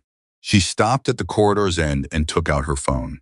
The number she dialed was one she had not called in a long time, long enough that she was not certain it was still current, long enough that the person on the other end, if they answered, would register the call as something significant purely because of its existence. It rang twice. Then a voice groggy with the specific confusion of someone woken before dawn, but sharpening rapidly because this person had known how to come away quickly and had not forgotten it. Olivia, her former commanding officer in Army aviation, Colonel Patricia Reyes, retired. The woman who had signed her transfer papers 3 years ago with the specific pain of someone releasing something they know will not return. Patricia, she said, a pause. Are you all right? Reyes asked, and the question had everything in it, the 3 years. The crash, the transfer, the silence, all of it compressed into 4 words that were asking something much larger than 4 words usually carry. Yes, Olivia said, I'm all right. She paused. I flew tonight. Silence on the line. Then Reyes said very quietly, tell me. And Olivia Carter, standing at the end of a corridor at 5 in the morning at a military facility in the desert, told her. She told her all of it. And for the first time in 3 years, the telling did not feel like a wound being reopened. It felt like one being closed. The conversation with Patricia Reyes lasted 43 minutes. Olivia knew the exact duration because she had been watching the clock on the wall at the end of the corridor, not anxiously, not counting down, but with the particular awareness of time that settles in a person when they have just spent an entire night in a situation where every minute carried a specific weight. The habit of tracking had not yet released her. Maybe it would not for a while. Reyes had not interrupted. That was the thing Olivia would remember most about those 43 minutes. Patricia Reyes, who had commanded Army aviation units for 15 years and had opinions about nearly everything and expressed them directly, had listened through the entire account without saying a word. She had been present in the silence the way certain people are present actively, with the full attention that is different from mere quiet. When Olivia finished, Reyes was silent for a moment longer. Then she said, "I knew you'd get back." Olivia leaned against the wall. "You couldn't have known that." "No," Reyes said. "I didn't know it the way you know a fact. I knew it the way you know a person." A pause. "You are not someone who stays down, Olivia. You never have been. You went down hard after that crash, harder than I've seen most people go down, but that was because the falling mattered to you. People who don't care don't fall that hard." "I wasted 3 years," Olivia said, and the words came out without the full weight of accusation she might have given them 6 hours ago. They came out more like an observation, something to be looked at clearly rather than condemned. "You built something in 3 years," Reyes said. "You became a trauma specialist who is, from what I hear, exceptional. You kept people alive who would not otherwise be alive. That is not waste." A pause. "But also, yes, you stayed away from the thing you were meant to do because you were afraid of yourself, and that cost you something. Both things are true simultaneously. You're allowed to hold both." Olivia closed her eyes briefly. "Patricia," she said, "I need to ask you something." "Ask." "If I wanted to fly again formally, if I went through the reinstatement process," she paused. "Is it possible? Given the transfer, the gap, the all of it." The silence that followed was the kind that precedes something significant. "I pulled your file last year," Reyes said quietly. Olivia went still. "Why? Because I never stopped thinking you'd call," Reyes said. "I wanted to know what the pathway looked like, in case you needed someone who had already mapped it." Another pause. "It's possible. It's not simple. The gap in flight hours requires a recertification program. The original medical clearance is still on record. So you don't start from zero there. But you'd need a current flight evaluation, updated proficiency checks, and a formal review of the original incident, which, from what you just told me, is apparently already happening through a different channel." "Hartley's board," Olivia said. Reyes paused. "Olivia, I have to ask you something now, and I need you to answer it honestly rather than strategically. When have I ever been strategic with you?" "Fair point," Reyes said. "Do you want to fly because you proved to yourself tonight that you can? Or do you want to fly because you want to fly?" The question landed with the precision of something thrown by a person who knows exactly where to aim. Olivia thought about it. She did not rush the answer. "Both," she said finally. "Tonight proved I can. But the wanting never stopped.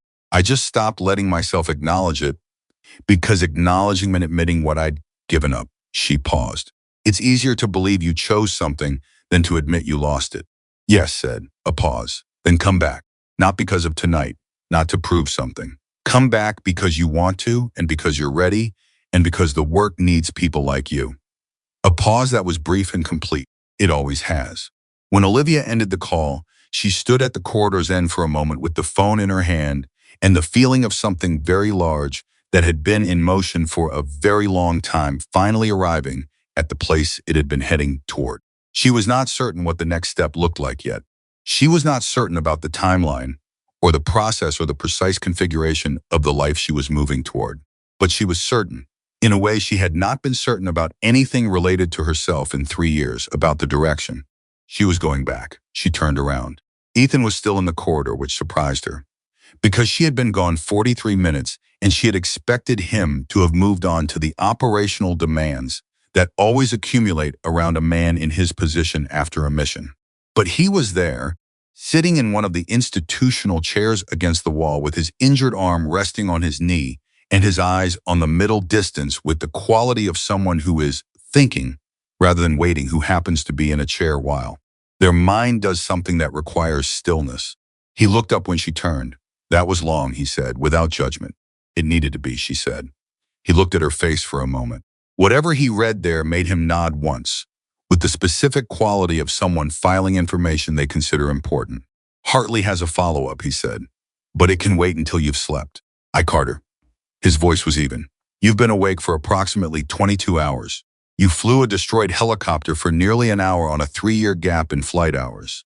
You performed field surgery under fire. You managed civilian evacuation through an underground passage. You repaired a communication system. He paused. Sleep is not optional. It's tactical. She looked at him. You're not going to let this go, she said. No, he said, I'm not. Something in her released. Not surrender. It was not a surrender kind of release. It was the release of a person who has been managing everything alone for a very long time, being told, clearly and without condescension, that they do not have to manage this particular thing alone right now. Okay, she said. The word was small and complete. She slept for 6 hours in one of the base's temporary quarters, on a bed that was not comfortable and in a room that was not quiet.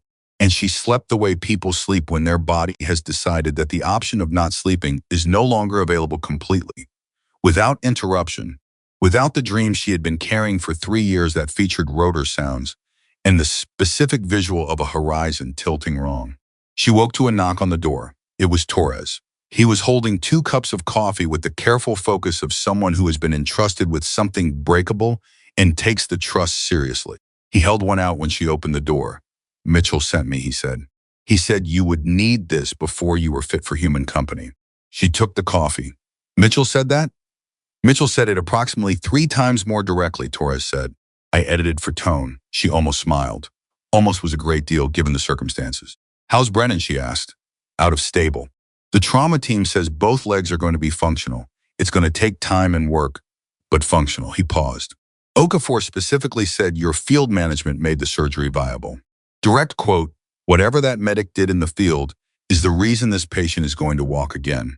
Olivia held the coffee in both hands and looked at the floor for a moment. Good, she said, quiet. The same word as before with the same weight. There's a briefing in 1 hour, Torres said. Hartley Walker, the team. You're included. I'll be there. He nodded. He started to turn away, then stopped with the quality of someone who's been deciding whether to say something for longer than the current conversation. For what it's worth, he said, without turning back around. Still looking at the corridor, I've been on 8 deployments. I've worked with a lot of people in a lot of configurations. I've never seen anyone do what you did last night. He paused. Any of it, the flying, the medicine, all of it. He paused again. I just thought you should know that someone who is not easily impressed is impressed. He walked away before she could respond, which was, she suspected, exactly what he had intended. The briefing room was full, in the way those rooms are full when a mission has concluded, with complications, meaning the table was occupied by people whose roles were defined by the fact that complications had occurred and needed to be accounted for. Hartley sat at the head. Ethan was to his left. Mitchell, Ramos, and Torres were ranged along one side. Webb was present, which surprised Olivia, because intelligence officers at the post-mission stage were typically siloed for security reasons. The fact that he was in the room told her something about the significance of what he had brought out. She sat beside Ethan. Hartley opened without preamble because he was not a preamble kind of man. I'll be brief because most of what needs to be said is going to take longer than this room has time for. What I will say is that this team completed the mission objective under conditions that fall outside any standard operational parameter, and the outcome reflects the quality of every person at this table. He paused. That's the official version. The unofficial version is that what happened last night in those mountains is the kind of thing I'm going to be thinking about for the rest of my career. Nobody responded. Hartley did not seem to require a response. Captain Carter, he said, turning to her directly. The crash review board convenes in 10 days. Your debrief from last night has already been formally entered into the preliminary record. You'll receive the full documentation package within 48 hours. He paused.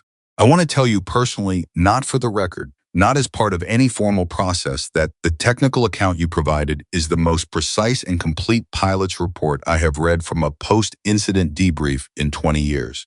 The detail, the mechanical understanding, the clarity of the decision chronology. It is exceptional. The room was quiet. Thank you, sir, she said. I'm not finished, he said.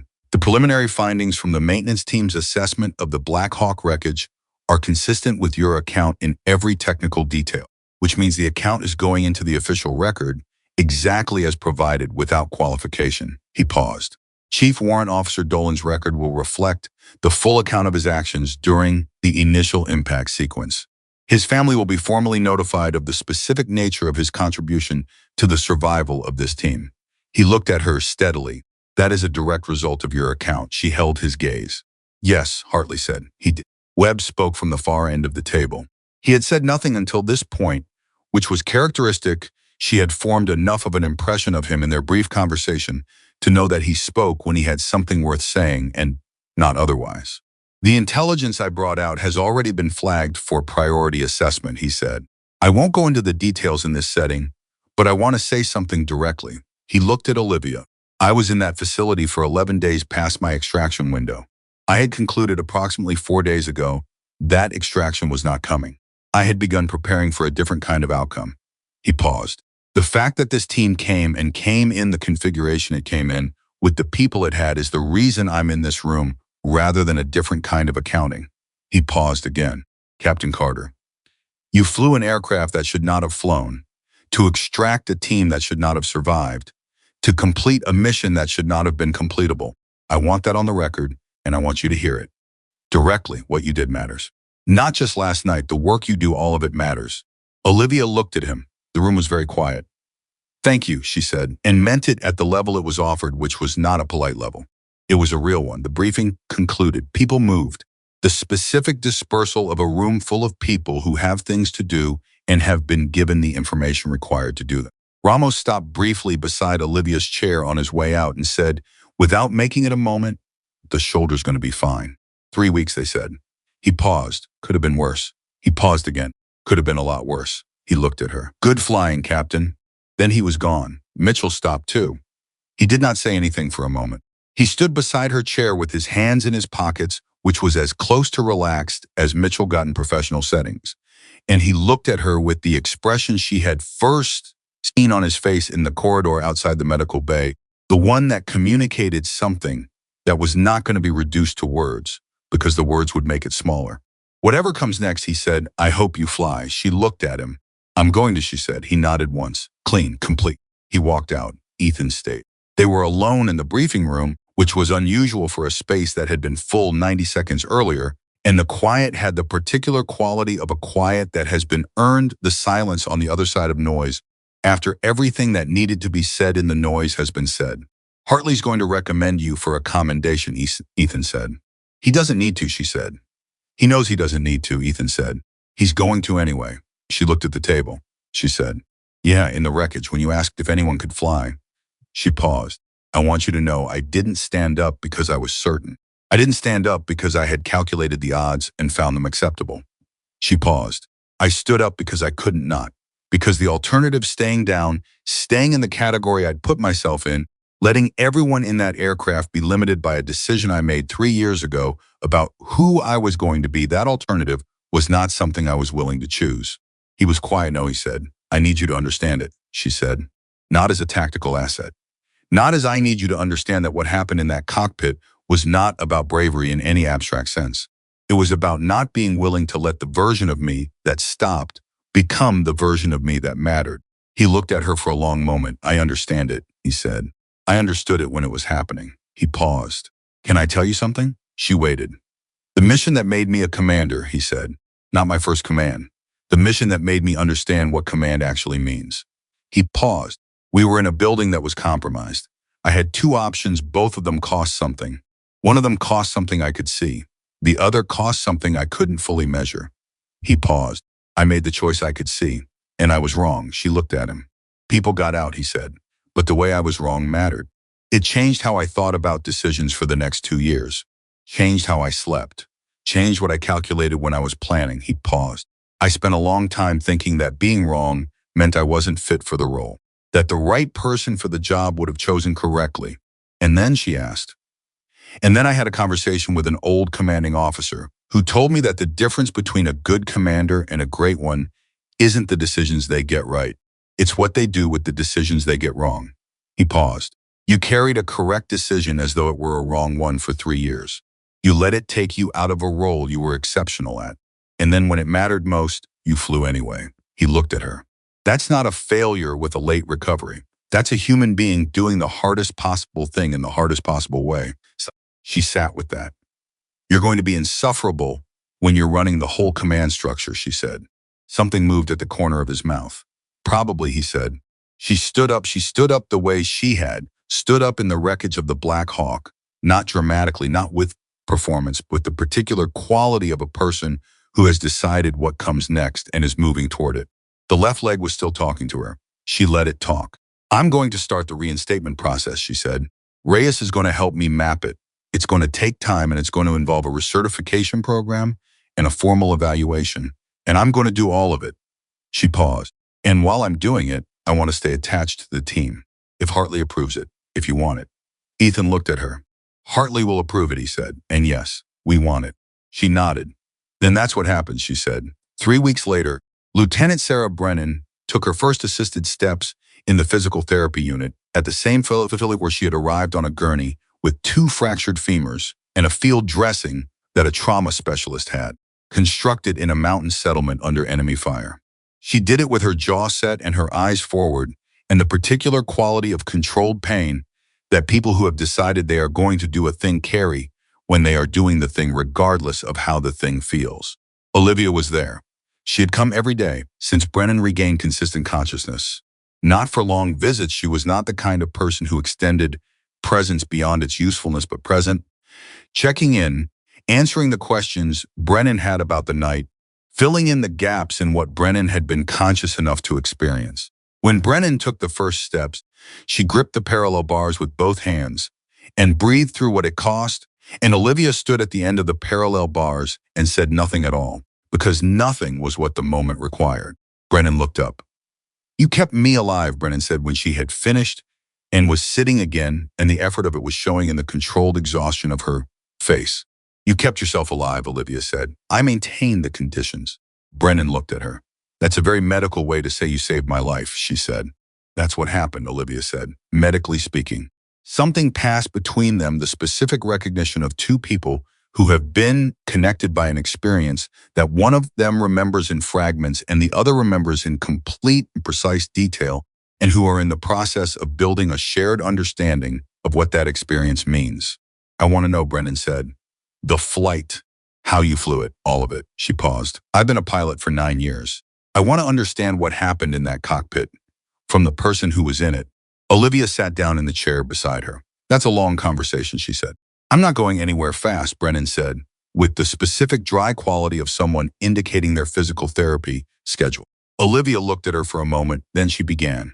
She told Brennan the flight the way it had actually been, not the version that made it sound manageable, not the version that minimized what the aircraft had required of her, but the real version with the tail rotor compensation and the hydraulic failure, and the moment when the controls went so heavy that she had not been certain her hands had enough in them to make the input she needed. Brennan listened the way pilots listen to other pilots' accounts, with the particular quality of attention that comes from knowing enough to understand what every detail means. She asked 3 questions during the account. All 3 of them were technical, specific, and demonstrated exactly the kind of understanding that Olivia had expected from someone with 9 years of flight experience. When Olivia finished, Brennan was quiet for a moment. You shouldn't have been able to do that, Brennan said. No, Olivia agreed, but you did. Yes, Brennan looked at her hands on her lap. Then she looked up. When I get back to flight status, and I am getting back to flight status, I want to fly with you. Olivia looked at her. You might have a wait on that, she said. I'm in the recertification process. I have a 6-month physical therapy program ahead of me, Brennan said. I'm not in a rush, she paused. But I mean it. When you're back and I'm back, I want to fly with you. Why? Olivia asked, and it was a genuine question, not deflection, not false modesty, but actual curiosity about what Brennan saw. Brennan thought about it. Because the best pilots I've flown with are the ones who know exactly how bad it can get, she said. And you know, and it didn't stop you, she paused. That's the pilot I want next to me. 2 months after the night in the mountains, Olivia Carter sat in the left seat of an MH-60 Black Hawk at the recertification facility at Fort Rucker, Alabama. The evaluator beside her was a chief warrant officer named Dalton, 40 years old, 22 years of flight experience, with the specific economy of expression common to people who have assessed a great many pilots and long since stopped wasting words on things that do not require them. He had read her file before she arrived. He had read all of it, the Army aviation record, the crash report, the original clearance, the Hartley board findings, and the account from the night in the mountains, that had been formally entered into the record and was already circulating in aviation circles in the way that extraordinary accounts circulate. He had not mentioned any of it when they met. He had handed her the pre-flight checklist and said, "Let's see where you are." She had appreciated that more than any other greeting he could have offered. Now she was in the left seat, pre-flight complete, systems checked, the familiar weight of the aircraft around her, like something she had carried before, and was learning the specific shape of again. Dalton looked at her. Ready, she thought about the question. She thought about the wreckage in the mountains, and the damaged tail rotor, and the hydraulic system that had given her 40%, and the darkness and the enemy fire, and the people behind her, and the 3 years of a promise she had made to herself that had finally met its limit. She thought about Patricia Reyes saying, "You are not someone who stays down." She thought about Mitchell saying, "I hope you fly." She thought about Brennan saying, "That's the pilot I want next to me." She thought about Ethan Walker saying, "You didn't become a pilot again. You remembered you never stopped being one." She wrapped her hands around the controls. The grip was not the grip of someone touching something for the first time. It was not the grip of someone returning to something after an absence. It was the grip of someone who has come back to themselves, not to a role, not to a category, not to a record or a commendation or a designation, but to the essential truth of who they are underneath all the ways the world and their own fear had described them. "Ready," she said. She lifted the collective. The rotor bit the air. The Black Hawk rose. Below her, the ground grew small, the tarmac, the facility, the particular geography of a place that would be significant to her for the rest of her career. Ahead of her, the sky opened in the way it always opened, without condition, without qualification, without asking anything from the person entering it except that they come ready to meet it honestly. She came ready. The aircraft climbed, and she climbed with it, and somewhere in the rising was the answer to a question she had been carrying for 3 years. Not a question about whether she could fly, but a question about whether she was still the person who deserved to. The answer was the sky itself. The answer was the altitude on the gauge and the sound of the rotor and the feeling of a machine responding to her hands with the full and honest language of flight, a language she had never stopped speaking, even when she had stopped speaking it out loud. Dalton made a notation on his clipboard and said nothing. He did not need to say anything. What he was watching did not require commentary. Captain Olivia Carter flew. She flew the way she had always flown, not without fear, but through it, because through it was the only direction that had ever mattered. She flew with the knowledge of what it cost and the knowledge of what it was worth and the hard-earned understanding that those two things were not opposites. She flew with the memory of Dolan's hands on the controls in those final 3 seconds, and the memory of Mitchell's voice saying, "Everyone here has ghosts," and the memory of a woman standing up in a piece of wreckage in the Arizona mountains with her, hands at her sides and the decision already made before the deciding. She flew with all of it, and it did not weigh her down. It was the thing that carried her. 3 months after that day at Fort Rucker, when the assignment orders came through and she read her new designation attached to JSOC Special Operations Aviation Support, flying in direct coordination with the team she had once only treated, she did not call anyone immediately. She sat with it for exactly the amount of time it took her to understand what it meant. Then she called Patricia Reyes. "It came through," she said. Reyes was quiet for a moment. "I know," she said. "Hartley called me an hour ago." Olivia laughed. It was a full laugh, the kind she had not realized she had been missing until it was back. "Of course he did. He's proud of you," Reyes said, in the way men like that express pride, which is by calling people who care and saying it sideways.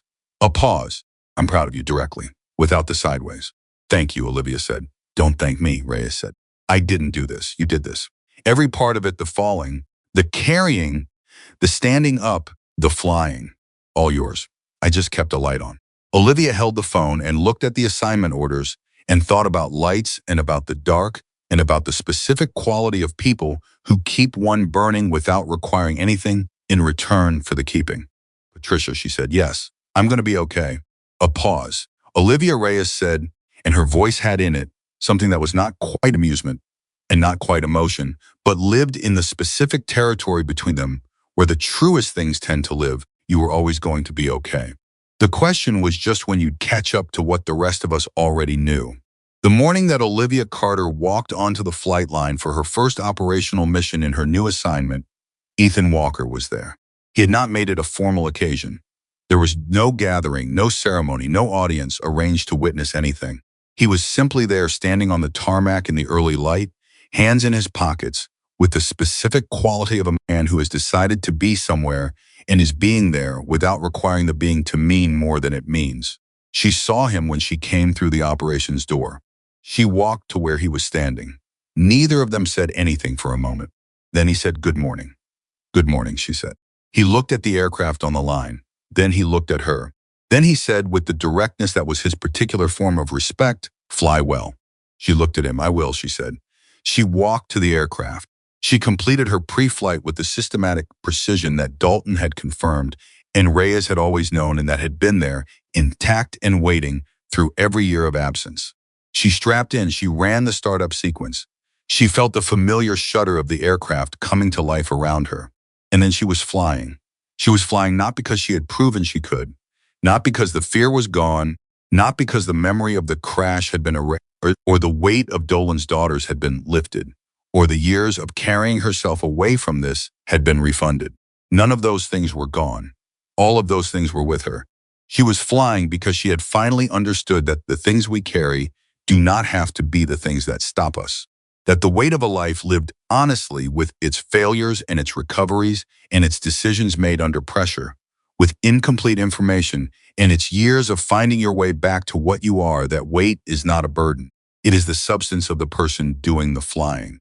Olivia Carter climbed through the morning air and pointed the aircraft toward the work that was waiting, and the woman who had buried her wings and then, in one impossible night in the mountains, remembered where she had put them. That woman flew with everything she was and everything she'd survived and everything she had become. She flew without apology. She flew without reservation. She flew the way people fly when they have finally, completely, and without condition, come home to themselves. And she did not look down.